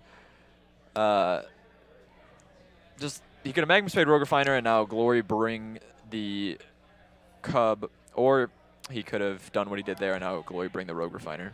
Yeah, so in some ways, that's a 2-for-1 in Bryce's favor, except for Frank gets the Thopter. Right. So, yeah, definitely a few ways to play that one. I think he probably played it right. I mean, yeah, this is like we talked about, especially with Bryce screwing himself on lands here. Yeah. But, yeah, I mean, the Glorybringer ends the game much more quickly than, you know, just when you have the red in the deck, you are aggressive with the Glorybringer. So, Bryce has a tap land here. I don't know if he has Hostage Taker. Because I could deal with the Glorybringer, but it's pretty risky. So Just a Cub. That seems very bad, Cub. especially with only, yeah. He has an attune that he's definitely going to cast his turn after he plays his Defeated Pools. Okay, but so it's just going to be a... It's going to be a 3/3, which actually does allow it to survive this Magma Spray. Sure. Which is good. Glorybringer's exerted, so he buys a turn, and I think next turn he'll be able to play a Scarab God, because, yeah, he's going to find a basic land here, and he can play his Fetid Pools tap. That'll give him a 5-mana next turn. Sure. But we know Frank has this Confiscation Coup, so that... And another Glorybringer, right? Yeah, I didn't see that. Okay, well that... so if he just Glorybrings here, swings for 6 and takes out the Cub. Right, there's nothing Bryce can do to get out of that. Yeah. I mean, no. Unless Bryce has main deck Vraska's Contempt, which isn't super popular. Yeah. Yeah, being on the play for Team Energy and with double glory. Oh, and the Harness Lightning. Oof, just in case. Yeah. Yeah. That'll... So swinging for 6 or 10. We're swinging for 6. The other Glorybringer was exerted. Oh, that's right. Sorry. And well, he drew what I said was maybe his only out is Vraska's Contempt. So he has to just to take out the new exerted one. Right. And then he takes 2. He gains 2, so he's basically net 0. And then he has to top deck another way to deal with Glorybringer. He does actually have another way to deal with Glorybringer and Hostage Taker, but that's actually the worst thing he could do here because if Hostage Taker gets removed, Glorybringer has haste, so he can just attack again. So, well, in the end, the Thopters are a significant clock here. I think he's just lost. Yeah, it's very unlikely. He needs to. If he does draw another Vraska's Contempt off the top, so yes, he's going to go for the Hostage Taker. That was definitely not the right play. You're saying you needed to hold up Vraska's Contempt? He absolutely, yeah, without a doubt. This play is incredibly risky. Yeah, so now he just harness. If you just harness Lightning the Hostage Taker, you just kill him. Well, you're one damage short. Yeah. So I wonder. So I guess if you Confiscation Coup a Hostage Taker, you can cast your own thing out from underneath it. That's pretty funny. Yeah. So now Bryce goes to 1, and now he is definitely dead. Yeah, because both these glory, he doesn't have to exert the new one there, so both glory bringers will be able to swing next turn. And Frank, sorry, has a long tusk cub. So that'll do it from Bryce. He didn't draw another Vraska's Contempt, so the misplay didn't end up losing the game. He was dead to rights there on that one, probably after keeping the no land hand and missing your first land drop. Bryce did have a very competitive hand there, though, if he was able to curve out. He had Hostage Taker, he had the Scarab God, he had a Constrictor as well. Hostage Takers doesn't seem good in the matchup. You have to know how to play it. If you play it on 6 and steal their cub, it's great. You play it on 7 and steal their Virtuoso, it's great. Yeah, yeah. But if it gets killed, it's obviously terrible.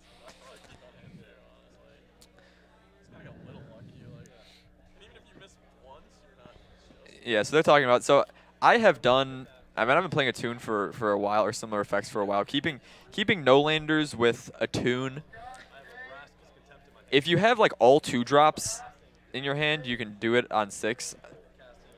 You'll still lose probably 30% of the time, but it's doable. Usually, though, I would just go to 5. The Sultai deck actually has a number of ways to accrue card advantage. So even if you're down like a few cards, you can get back into it on a playable 5 hand more than no lands on 6. Yeah. Glint Sleeves draw you cards, Rogue Refiners draw you cards, Hostage Takers kind of like drawing you a card, but. Well, I hope we get to watch Team Energy again. I just really like watching the deck. Yeah, we'll see. So I think the standard event just ended, so maybe more players will be opt to. So tell me, so you're playing Supreme Will, and what other blue card over Censor? Just negates. Essence Scatters. Yeah, Essence Scatter seems good right now. So does negate. Yeah. So the lists in Worlds, they boarded into a more controlling variant. So they had Supremos, they had negates. They also had a couple Glimmers and some Torrentials out of their sideboard. Yeah, I saw people playing Torrentials at Worlds. Yeah. And that was more of a meta call because everybody there was going to be on controller mid-range basically, or red. And so they needed ways to grind out games better than their opponents, and obviously the controlling elements help do that. Now, have you seen anybody playing a red-green energy base, maybe a teamer deck, maybe not, but just a red-green, aggro deck with Voltaic Brawler? So are those still around? There's 2 ways to do that. So there's just red-green beats. You play Voltaic Brawlers. Pummeler? Or no Pummeler? You can play Pummeler. Yeah, there's that version there. You can play Pummeler. You play Greenbelt Rampager, Bristling Hydras, and Ronas. And still play a long tusk cub. And then I've also seen some teamer versions that are similar. They play Cub. They also play Heart of Kiren, which is super aggressive, obviously. Yeah. And yeah, just kind of like teamer aggro. I actually played, so I don't remember the guy's name, but there's a pretty prolific SCG grinder, Aaron Barrick maybe. I don't know. He plays a teamer aggro list with Heart of Kiren. Okay. And I played against him at the last Cincinnati. Heart of Kiren's still legal, isn't it? Just a Braid is like shoved it out. Yeah, Braid is real good against that. Yeah, that's impressive. I feel Yeah, tough to play that card through a Braid. But so it looks like our next challenger is going to be playing Modern. We got Morgan Clark on Mono Blue Tron. Yeah, so Morgan has been. I know Morgan. He plays down with me in Northern Kentucky. He plays this Mono Blue deck a lot. He's been playing this for years and years. Actually, funny, we were just talking about Supreme Will. Just last week, I was playing Magic with Morgan, like right next to him. He's at the table next to me, and I said, "Morgan, have you tried out Supreme Will and Mono Blue Tron? I think that card's great for the deck." He said, "No, that card's trash." All right. And I said, "Okay, well, you're the Mono Blue Tron player, though." I played in the top 8 of a big event, and not a big event. It was a PPTQ. A mediocre size. But I played against a Mono Blue Tron player who also had been playing the deck for a long time, and he played 3 Supreme Wills against me. And they were all good? And he defended them. He's like, this card's great for the deck. You've got a lot of nothing to do on turn 3. And this card helps you dig. And it's only 1 blue, yeah. Yeah, it helps you dig in a deck that needs to dig, not just for Tron lands, but for threats and combo pieces like your Mindslaver. But it also has a mana leak. So I'm a big fan of Supreme Will, but Morgan's not playing it unless he took my advice last week. Yeah. So now on the other side of the table, though, we have a deck that seems very good. Yeah, I think Morgan's gonna lose. Yeah. The problem with, if your average Tron deck assembles Tron on turn 3.5, the Mono Blue Tron deck assembles Tron on average on turn 5.5. Sure. And against Dredge, Not where you want to be. Shock Trooper says that they're good. They're good. Yeah, I think that's a prolific MTGO player who is like the mono blue Tron pioneer. Oh, Shock Trooper says yeah, he likes Supreme Will. Yeah. I think it's to me it's just the perfect card for well, that's not true. Condescend is the perfect card for the deck. Sure.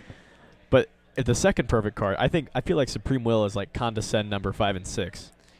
Did you see there's a new art of Condescend in Iconic Masters? You're kidding? Yeah. No, I didn't see that. I combed through nice. Iconic Masters pretty carefully, I thought.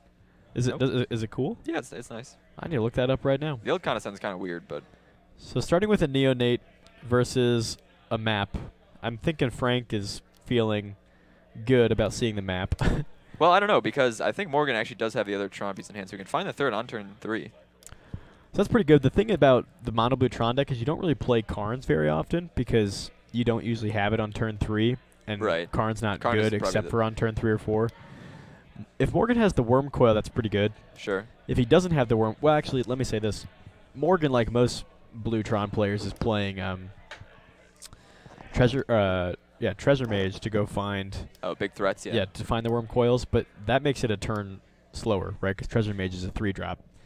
So even if he has the Treasure Mage, it won't come down till the Worm Coil won't come down till turn 4.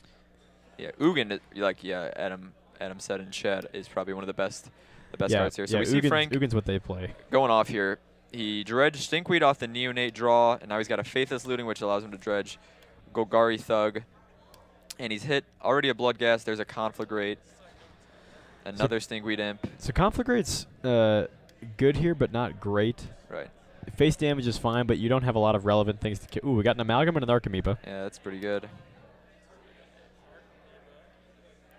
So that's going to be 4 power here for Frank at his end stat.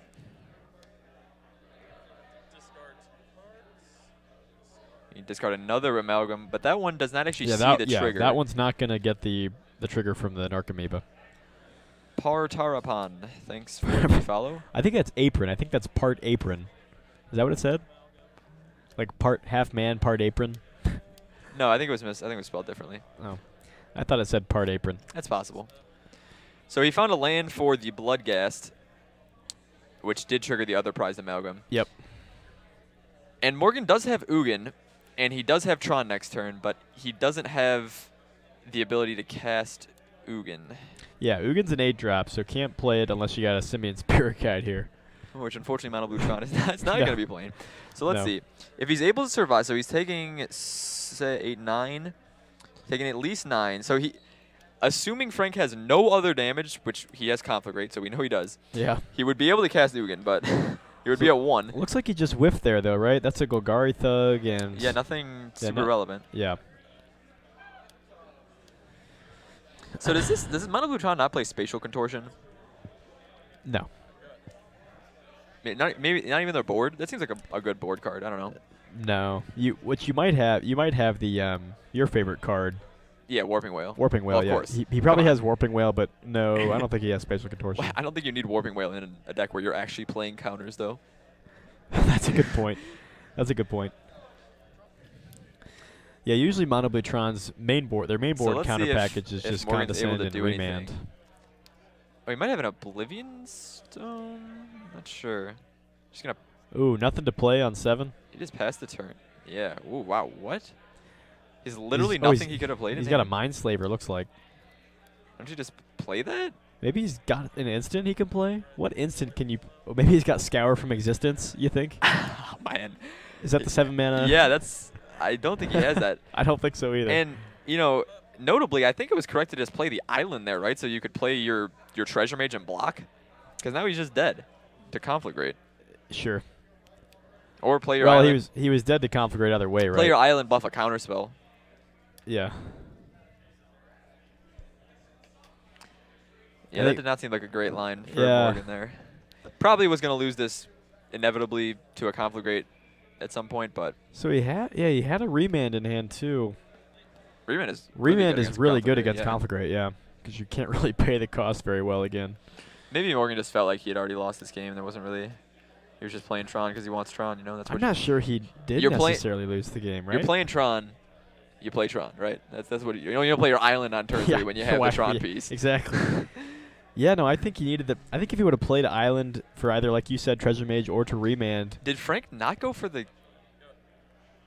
Wow. Say what? Frank did not go for the Conflagrate. So we're gonna see the Ugin here then. Oh, are we missing something? I don't think so. Did he not have double? No, he had double red. That's a gemstone mines, right? No, it's a mountain and a stomping ground. Oh yeah. Why didn't? Okay, so here's Ugin. We're still dead to Conflagrate. Well. Okay, so Morgan realized his mistake of not. Okay, so I think Morgan's kind of conceding because he knows about. Yeah. He's just gonna complicate. You know what? So Conflagrate's a sorcery, right? Yeah. I wonder if Frank was playing around Warping Whale. No, I'm serious, because like, right, so your opponent leaves up 7 colors mana and does nothing. You have to think they're on something tricky, right? Sure. And that's the only card that fits in that spot. Yeah, you could be right. You could be right. I'd like to ask Frank about that. Yeah. That's interesting. Yeah, Morgan acknowledged his misplay there. He realized he should have just played an island. Of course, little could he know that Frank would play around the Warping Whale. Yeah, you're right though. I think you're right, Mario. Why would you play Warping Whale in a deck that has actual counter spells? Right. I feel like I've seen it in the side though. It's possible. I mean, it exiles creatures with 1 Yeah, toughness. killing the X1s is nice. Also, I will say, if you've played a lot of Mono Blue Tron, one of the things you learn quickly is that sometimes it's really hard to get blue mana. Sure. You've got somewhere between like, I think 7 and 9 islands, but that's not a ton. Well, now you can play Ipnu Rivulet. Ipnu Rivulet. Your colorless island. Wow, that actually sounds awesome. Alt Avenged. Thanks for the follow. Dude, in Rivulet, that sounds so fun to play. Why are you milling? Well, you don't care about the mill, but it's a blue land that makes colorless. Yeah, but why? You don't need colorless mana for anything. You need it for the Warping Whale. Yeah, sure. Yeah, cheese sample. So for this Challenger Guru event, players only play one game. They get a free mulligan, and that's because they want to give players the pros want to get through as many. Have as many people have a chance to play. We've got like 100 people here. Yeah. Not everyone is here for this specifically, but a number of people did come out just for this. So we got more Modern. Scott Adams here with another Titan Shift. So Titan Shift Dredge. So this one is big on the player draw and big on did I have the anger. Oh, and so Scott just mentioned how he's been watching the stream for quite a while online, and he's not from the area, but came here for the Cincy Open and decided to stop by. Awesome. Hey, well, thanks so much for joining us, Scott. We really do appreciate you being here. Yeah.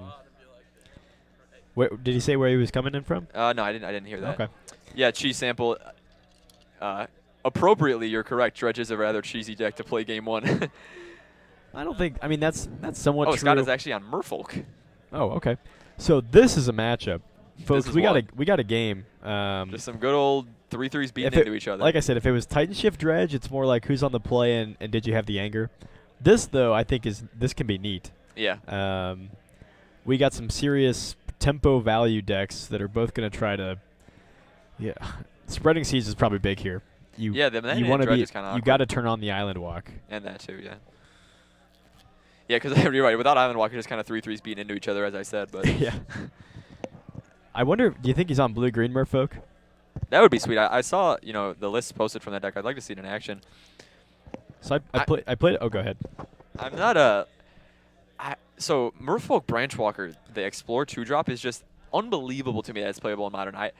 I've seen Merfolk lists try to play it in Standard, and like, it's probably the best card in their deck, but it's still just like super mediocre. So here's the thing. Everyone knows that the best card in Merfolk is Silvergill Adept. Sure. And Branchwalker is like Silvergill Adept copies 5 through 7 or 5 through 8. I don't love it, but I can see why people are attracted to it. And the fact is, when you add those 2-drops onto because what they took out was Master of Waves. Right, which is kind of win more. Yeah, that's the best way. Now, it is true that Master of Waves can get you out of situations that no other card can. But to some extent, Master of Waves is a win more card. And also, Master of Waves doesn't synergize well if you're playing the 4 green 1-drops. Sure, because they don't have any blue devotion. So Master of Waves is the most logical cut, especially because it's not great anymore against Fatal Push. Master of Waves used to be like, oh my god, how do we kill this card? I don't have a path, because you can't bolt it. But Fatal Push's printing was already making Master a little bit weaker. So I really like the green shift, but I don't like the mana. The mana makes it super awkward. Yeah. It makes the deck, which typically has a favorable burn matchup, makes that matchup more precarious because you actually are sometimes fetch shocking. It's just awkward. I don't think there's a reason to play it, but I like the deck. I think people haven't quite tuned it yet. Sure. Yeah, that was only the first. I mean, these cards just came out. So Frank has managed to hit 2 amalgams in his yard from dredging Loam and Stinkweed Imp, but he has not yet found a way to get him out. You know, this turn 1 Curse Catcher seems great if we see like a, a Cathartic, right? Oh, definitely, yeah. If Frank tries to fire off the, I mean, he can't fire off the Cathartic.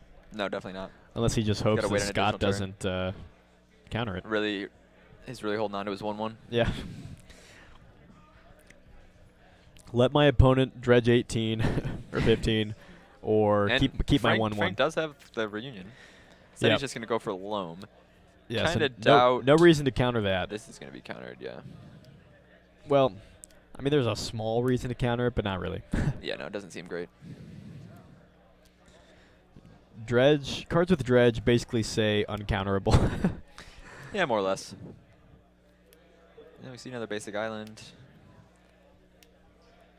Let's see if we got Master of the Pearl Trident, no Lord of Atlantis. Lord of Atlantis seems good. Functionally equivalent, and we're in there for 2. Yeah, this is the turn 1 and turn 2 that you always want to have, except sometimes you would like to have an Aether Vial instead. Sure. I think this is a match where you're better off with the Curse Catcher to slow down the busted Cathartic reunion. So Frank is having to dredge Thug here since we took the Stinkweed Imp out, and Thug is the next highest dredger. Yep, dredge 4 Didn't on he that really hit guy. anything relevant there? He hit 2 lands and a Neonate. So here we see Frank with the extra mana now able to cast Cathartic Reunion through the Curse Catcher, and that's going to let him dredge 3 times. So we're going to see him dredge 5 and then 4, and then does he have another? Yeah, it depends what he hits. I can't quite see the edge of the unfortunately. graveyard there. we actually fixed our camera earlier to capture the graveyards better, but we didn't know we were going to see dredge. No, we did not. Have you seen the Cardboard Crack comic about dredge? No, I don't think so. This it's like one of the players is playing with like her entire graveyard laid over in the center of the field, and the other person's like, when you know your opponent learned how to play Magic from a dredge player. Oh yeah. Because she's not playing dredge, she Right. just puts her graveyard out in the center. Wow. So I think that may have been the worst series of dredges ever. He didn't hit. I can't quite see him, but I believe He didn't you. hit any Narcomoebas. He didn't hit any better dredgers. He didn't hit any Bloodghasts, I don't think. He did hit some Conflagrates and some lands, but Yes, and Conflagrate's incredible here. The other thing is that he hit a Faithless Looting. right, which And is a lot more. if you have dredging. half the deck showing in the yard, yeah, you're and gonna. there's you know that your next one's going to be really fruitful. That's true. Right. If he uses this Faithless Looting, it's Although gonna he be does insane. have one Narcomoeba in hand, so maybe you Yeah. know, slightly less chance. Another turn 3 Aether Vial, not exactly where you wanted. He but could just Conflagrate this board away. How many cards do you have in hand? I'm not sure, but remember, each of the lords is the 3/3 now, so he needs 9. Well, no, I guess he only kills What one. you, Yeah, what you're you right. do is yeah, yeah. you put You 3 can kinda damage on one. Cascade You them. put 2 damage on the other. Yeah, I don't know. I suppose it is kind of a cascading effect. That's a good way to say creatures it. dying. Yeah, you put 3 damage on the one, 2 damage on the other, and then 1 damage on the. So I don't know. Okay, so he does have another land. Obviously, he dredged back a few of them. I was gonna say like he can't Faithless Looting into this Curse Catcher, but looks like he's gonna do something else. I thought he was going to flash back to Faithless Looting. Yeah, but right. But Yeah. looks like he's opting for Conflagrate, maybe. Yeah. Well, he's not casting Opt, Mario. He is going with Conflagrate. You got to be careful with your language now that that card Conflagrate? is Is it modern. Conflagrate or Conflagrate? I think both are appropriate pronunciations for that word. But let us know in chat if you think it's Conflagrate or Conflagrate. Just capitalize the part that you think has the accent. So I think you counter this. Yeah. No. But he just... I mean, you definitely counter that, so he has to pay 1, right? Yeah, you always... Yeah, there's no reason not to, because you're going to lose your Yeah. guy anyway. So yes, you just counter it to make him use the mana. Conflagrate. I think that's all right, Mr. Cheese Sample. Of all the places to put it, I think you definitely picked wrong. The last little, not conflagrate. Oh, so the one I was saying, so conflagrate. No, that's yeah. He's saying conflagrate. Oh, he says not. Yeah, so he's agreeing with you. Yeah. Yeah. Correctly. Or if you're in Minnesota, conflagrate. Sure. Anybody? Minnesotans. I pledge allegiance to the flag. Conflagrate. Yeah, that's what I thought.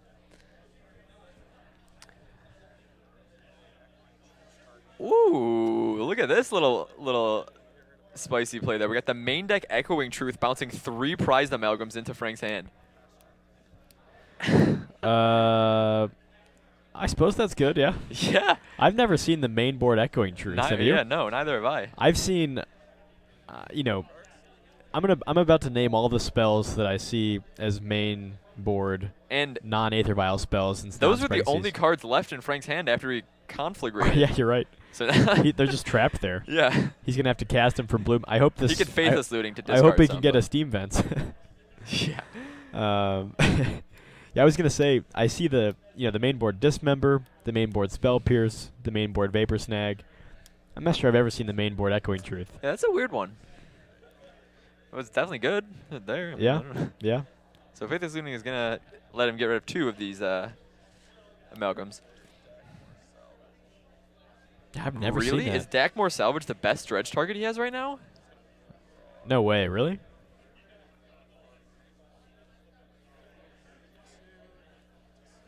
Okay, he decided to just draw instead of dredge. And did discard 2 amalgams. I don't think he has another Bloodghast in there. How many conflagrates do you think Frank has Probably 3. in the main here? I've seen a lot of people just play 2, but yeah, you're probably right. My guess is 3. So I see another one in there. There's 2 more in his yard. Wait, shouldn't one be exiled? He flashed it back. Is Maybe it he just under hard cast it? yeah, wait. I think he flashed it back because he discarded cards. Yeah. Maybe it's under the Faithless Looting there. Who knows? Yeah, no, I saw 2 in his graveyard. Silver Gilded Adept, draw a card. Seems good. Best card in the deck. Yeah. And Frank has brought himself all the way to, well, he took 1 hit, but he's down to 12. Cavern's naming Merfolk seems correct.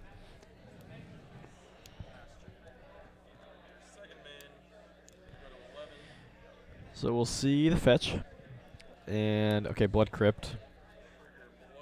So it looks like Frank's not playing a Gemstone Mines variant. Do we think he... Yeah, I'm not sure. I don't think I've seen one in the yard anywhere. Okay, so he did have another Bloodghast in his graveyard, so that'll, I'm thinking one of those Conflagrates is exiled. Yeah, you might be right. I'm starting to think you're right. Well, if he tries to cast 2, maybe we'll let somebody know. Yeah. But as long as he's got 2 in the yard, doesn't matter too much right now. No. So Frank has rebuilt his board here with the amalgams. The Echoing Truth did look good, but he was quickly able to get them back in the yard just with the Faithless Looting. Echoing Truth main board. I just can't wrap my head around that. I mean, it's fine. It's a fine card. I mean, Merfolk, the main board spells you play, most people don't play more than 2 to 4, right? Right, yeah. And they have to be super impactful. It's like, 2 Dismembers, 2 Spell Pierce. Like, they've got to be really good spells. And really efficient spells. Right. So, Frank's swinging in here for 10. Pretty hefty. More than half of Scott's life total. Yep, seems good.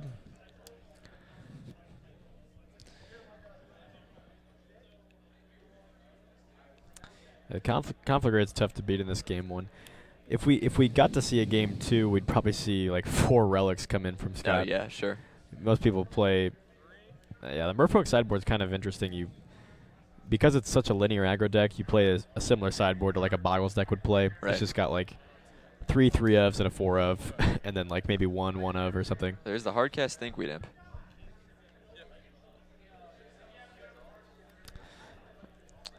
So Scott is gonna probably have to start blocking here.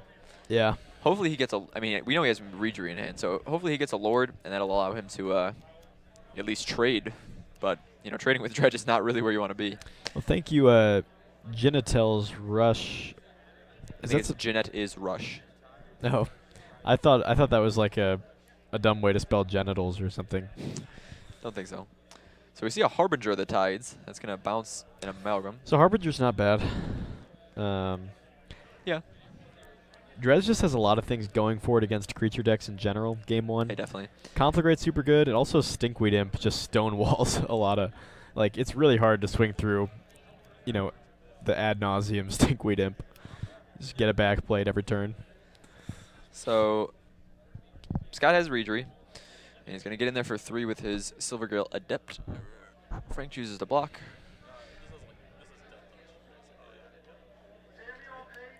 So this is an example of a game where Master of Waves would help you get out of it. Yeah, definitely.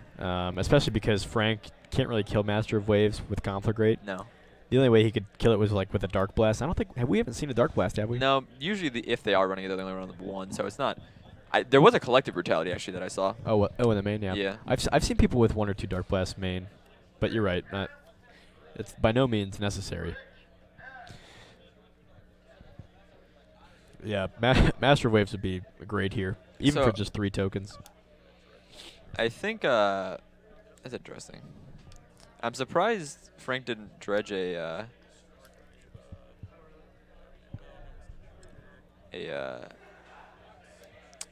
Light from the Lumbag to get more cards in his hand for Conflagrate. Well, how many he's got? Like he's got quite a few. He's got like I think he's got the full 7. Oh, so that'll do it, yeah. Yeah, because Scott already uses Ether Vial. Sometimes I think that these dredge decks wouldn't mind playing like a 1 of like Reliquary Tower, so they can like have like just Life from the Loam, like get 14. Their mana cards base is already bad enough. I don't think you're right. It is bad, but they're also playing. How bad can it be when you play 4 Gemstone Caverns? Sure. All right, so here's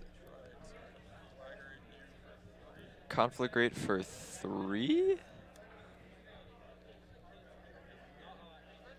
What?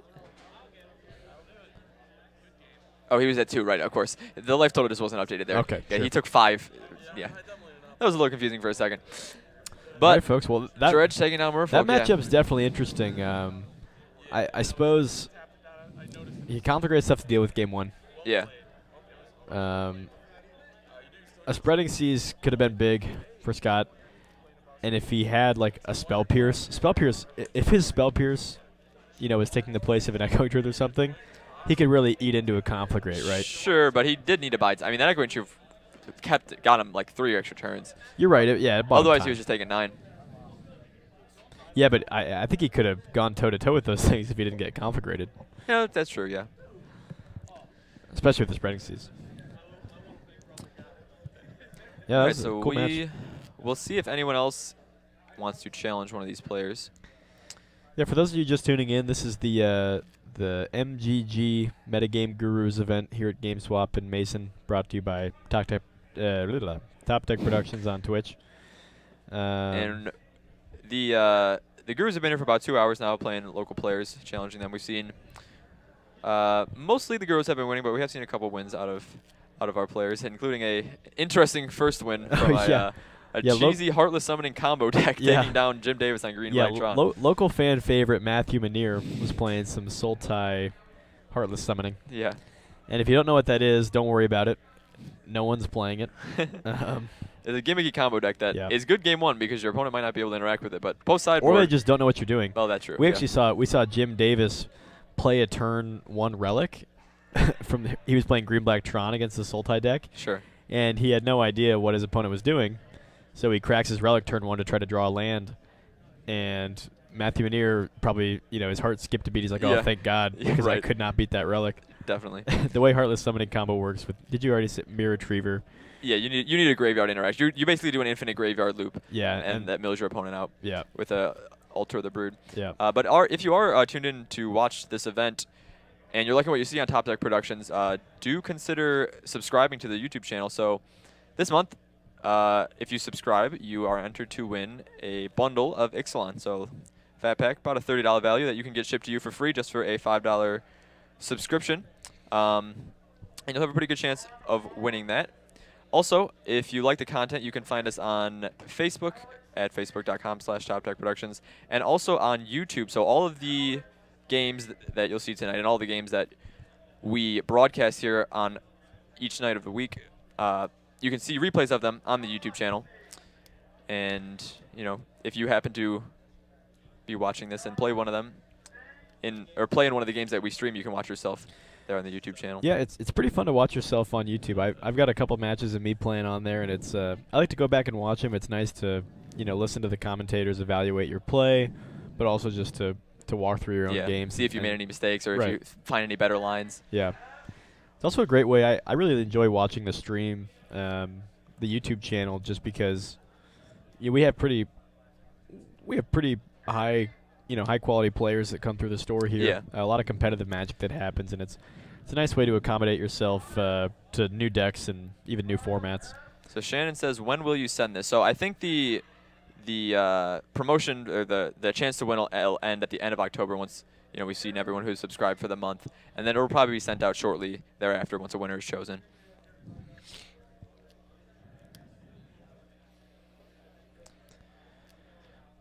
So anybody in chat going to SCG Cincinnati tomorrow? Yeah, so you could see me and Mario there. Well, Mario, you're not going to be there. Yeah, I'm not sure. I might stop by. I'm not playing in the open, but I might just go for something. Yeah, you should come hang out with me. But I can't talk to you. That's right. Yeah, last time Mario and I were at the last SCG Cincy, the Standard Open, and I was playing in the Modern Classic, and Mario had made day 2 of Standard. And between my Modern matches, I would go chat with Mario, you know, between and during his Standard matches, and very casual chatting, very few words said. Yeah. But we were harshly reprimanded by the head judge. Vituperated, you might say, by the head. Yeah, one of the.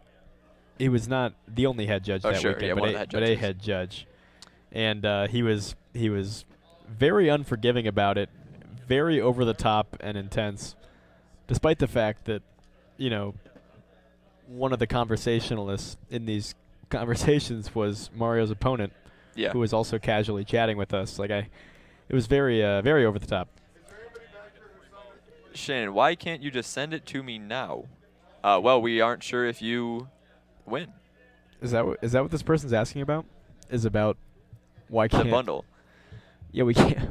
Every subscriber was entered a chance to win one. We weren't giving one to every subscriber. It's a raffle per se. Yeah. Did you know raffle is an anagram for laugher? I did not know that. I don't think that's a word either. Laugher? Well, it's an anagram, or it's an anagram for laugher, and laugher is a homophone for laugher with a GH. Sure. So here we got, I think, probably our final challenger, Mario's Fox, not impressed. on Red Green Tron. So Red Green Tron seems okay against Dredge. You probably have the Pyroclasm if you're playing Red Green. The problem is Pyroclasm's not great because they recur their threats. And I don't think Red Green Tron usually has Anger because double red is so hard to pay. Yeah, right, for sure. And without Anger, all of your red sweepers aren't actually going to do much against Dredge. Hello, Avid User 2. The challenge is going pretty well. So we've had probably at least 20, no, maybe not 20, maybe like 15 or so players come through, play a game against 3 different players here. I bet it's more than that. Okay, maybe about 20. Yeah, we've been here for a few hours. You know, the players have been enjoying it. There was one player who was their first time ever playing Modern, and she beat Ben Friedman playing Eldrazi Tron. She was on Eldrazi Tron. She put down a walking ballista and shot him in the face. Yeah, that's how you win. He was sitting on like 2 or 3 stubborn denials. You know, and the local players also get some nice merchandise for, even if they don't win, they've been given a pack of sleeves or something. So brought to you by BCW Supplies. Yes. How is it working? Oh, so there is 1 game matches, essentially, just game 1.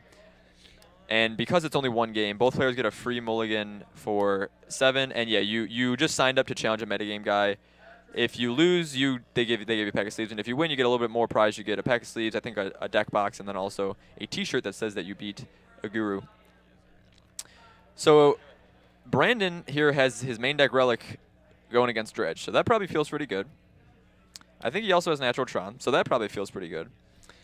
And yeah, that's probably one of the best starts you can have against Dredge here. And we also have Worm Coil. Yeah, the main board relics into the... Jeez. That's pretty good. Pretty good. Yeah, we use the extra mana there off our 7 to... You can't really beat Worm Coil. No, I with think Dredge. I think we just used... Yeah. Okay. Yeah, he already used the mana floating for the relic pop.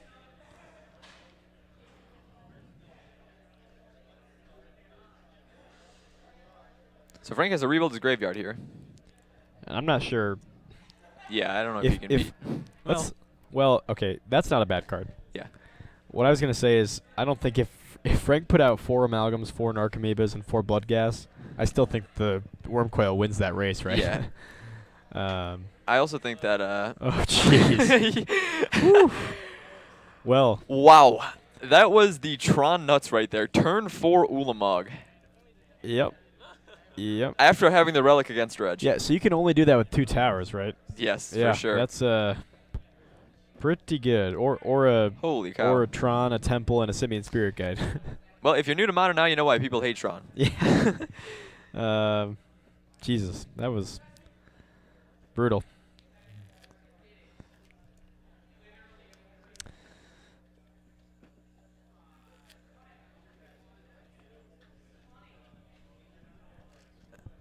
Yeah, he wants some sleeves. I think he'll also get a... Well, unless they've ran out of shirts, maybe they didn't bring too many, but he would get a shirt if he won there. Yeah, this is a pretty nice event. We're lucky to have the... Yeah, so there are some shirts. I'll get one of that. We're pretty lucky to have these pros come here, you know, ahead of the Open tomorrow. Yeah, very nice of them, kind of them to come out here and do this, promote the shop, promote, you know, Team MGG. Right. And I think things are winding down here. Yeah, so I will be right back. I'm gonna go consult with our producer to see what is going on. Consult with our producer. Yeah, Mario's abandoned me, so you have to talk to me for a little bit. I'm not great at you know, telling stories myself. I need Mario's you know, smirks and grimaces to bounce off of. But anyway, I do hope to see you guys at least some of you at SCG Cincy tomorrow. I'm going to be wearing my Top Deck Productions shirt, so feel free to say hi to me. I'll be playing in the main event. So it should be a good time. Let me know in chat what you're going to play. I hope I don't have to play any Storm or Ad Nauseam tomorrow. Those are sort of my bad matchups or uninteractive combo since I'm playing in Naya colors. But all my fair matchups are pretty good. I do pretty well against the black-green decks, and I do really well against most aggro decks. Things like Affinity, Infect. My burn matchup is about 50-50 right now. But yeah, say hi. I'm actually looking. Does anyone know who the guests are? Like the guest artists? I'm hoping I see Arcade Post. I've been meaning to buy one of the playmat bags that he's got. He does those very cool custom art playmat bags. I think he'll sell you one for $15 or maybe 3 of them for 40, something like that. He's an awesome guy too. I'm really a big fan of the Arcade Post stuff. I've also been trying to get some of my cards signed by some of the artists that they have. Raymond Swanland's one of my favorite Magic artists, and sometimes, you know, he's the guest of honor at these events, and that sort of thing. So I'm actually, I really didn't look into it much at all. I don't actually know who's really coming to, you know, who the special guests are for this event. Mario's back. I am back. So the special guests are Incline Customs and some Alter guy. What's Incline Customs? They make a bunch of like cute custom tokens, and other like specialty things that you can get. Maybe probably sleeves and stuff like that. I'm not really sure. Oh, Ron Ferris. Yeah. Okay, that's the Alter guy. So that is going to do it for our event here, Challenger Guru. The players are getting ready to leave, and there wasn't many matches. The matches are all coming to a close. So hope you guys enjoyed that. You know, we definitely liked having it here at the shop. Before we go, just another reminder, please do consider subscribing to us if you like the content and want to support us and keep us doing events like this. You know, it definitely helps out. every subscription. And as we said, you will enter to win an Ixalan bundle if you subscribe for this month. And we'll likely be doing these. Thunder Mo Hellkite. Yes, hosting the stream. Unfortunately, our stream is about to end, but thanks for the host. So thanks, guys. Hope maybe we will see some of you tomorrow. Yeah, at somebody said Pony Slay Station will be there. So Pony Slay Station, say hi. Yeah, we will be wearing Top Deck Productions yep. shirts with our logo. On Yep, them, they like got the brand new orange and blue. So anyway, yeah, good night, everybody. Thanks. Shadows. You only need to tap down their team once. Oh yeah. And they've already dealt themselves so much damage that they're just dead.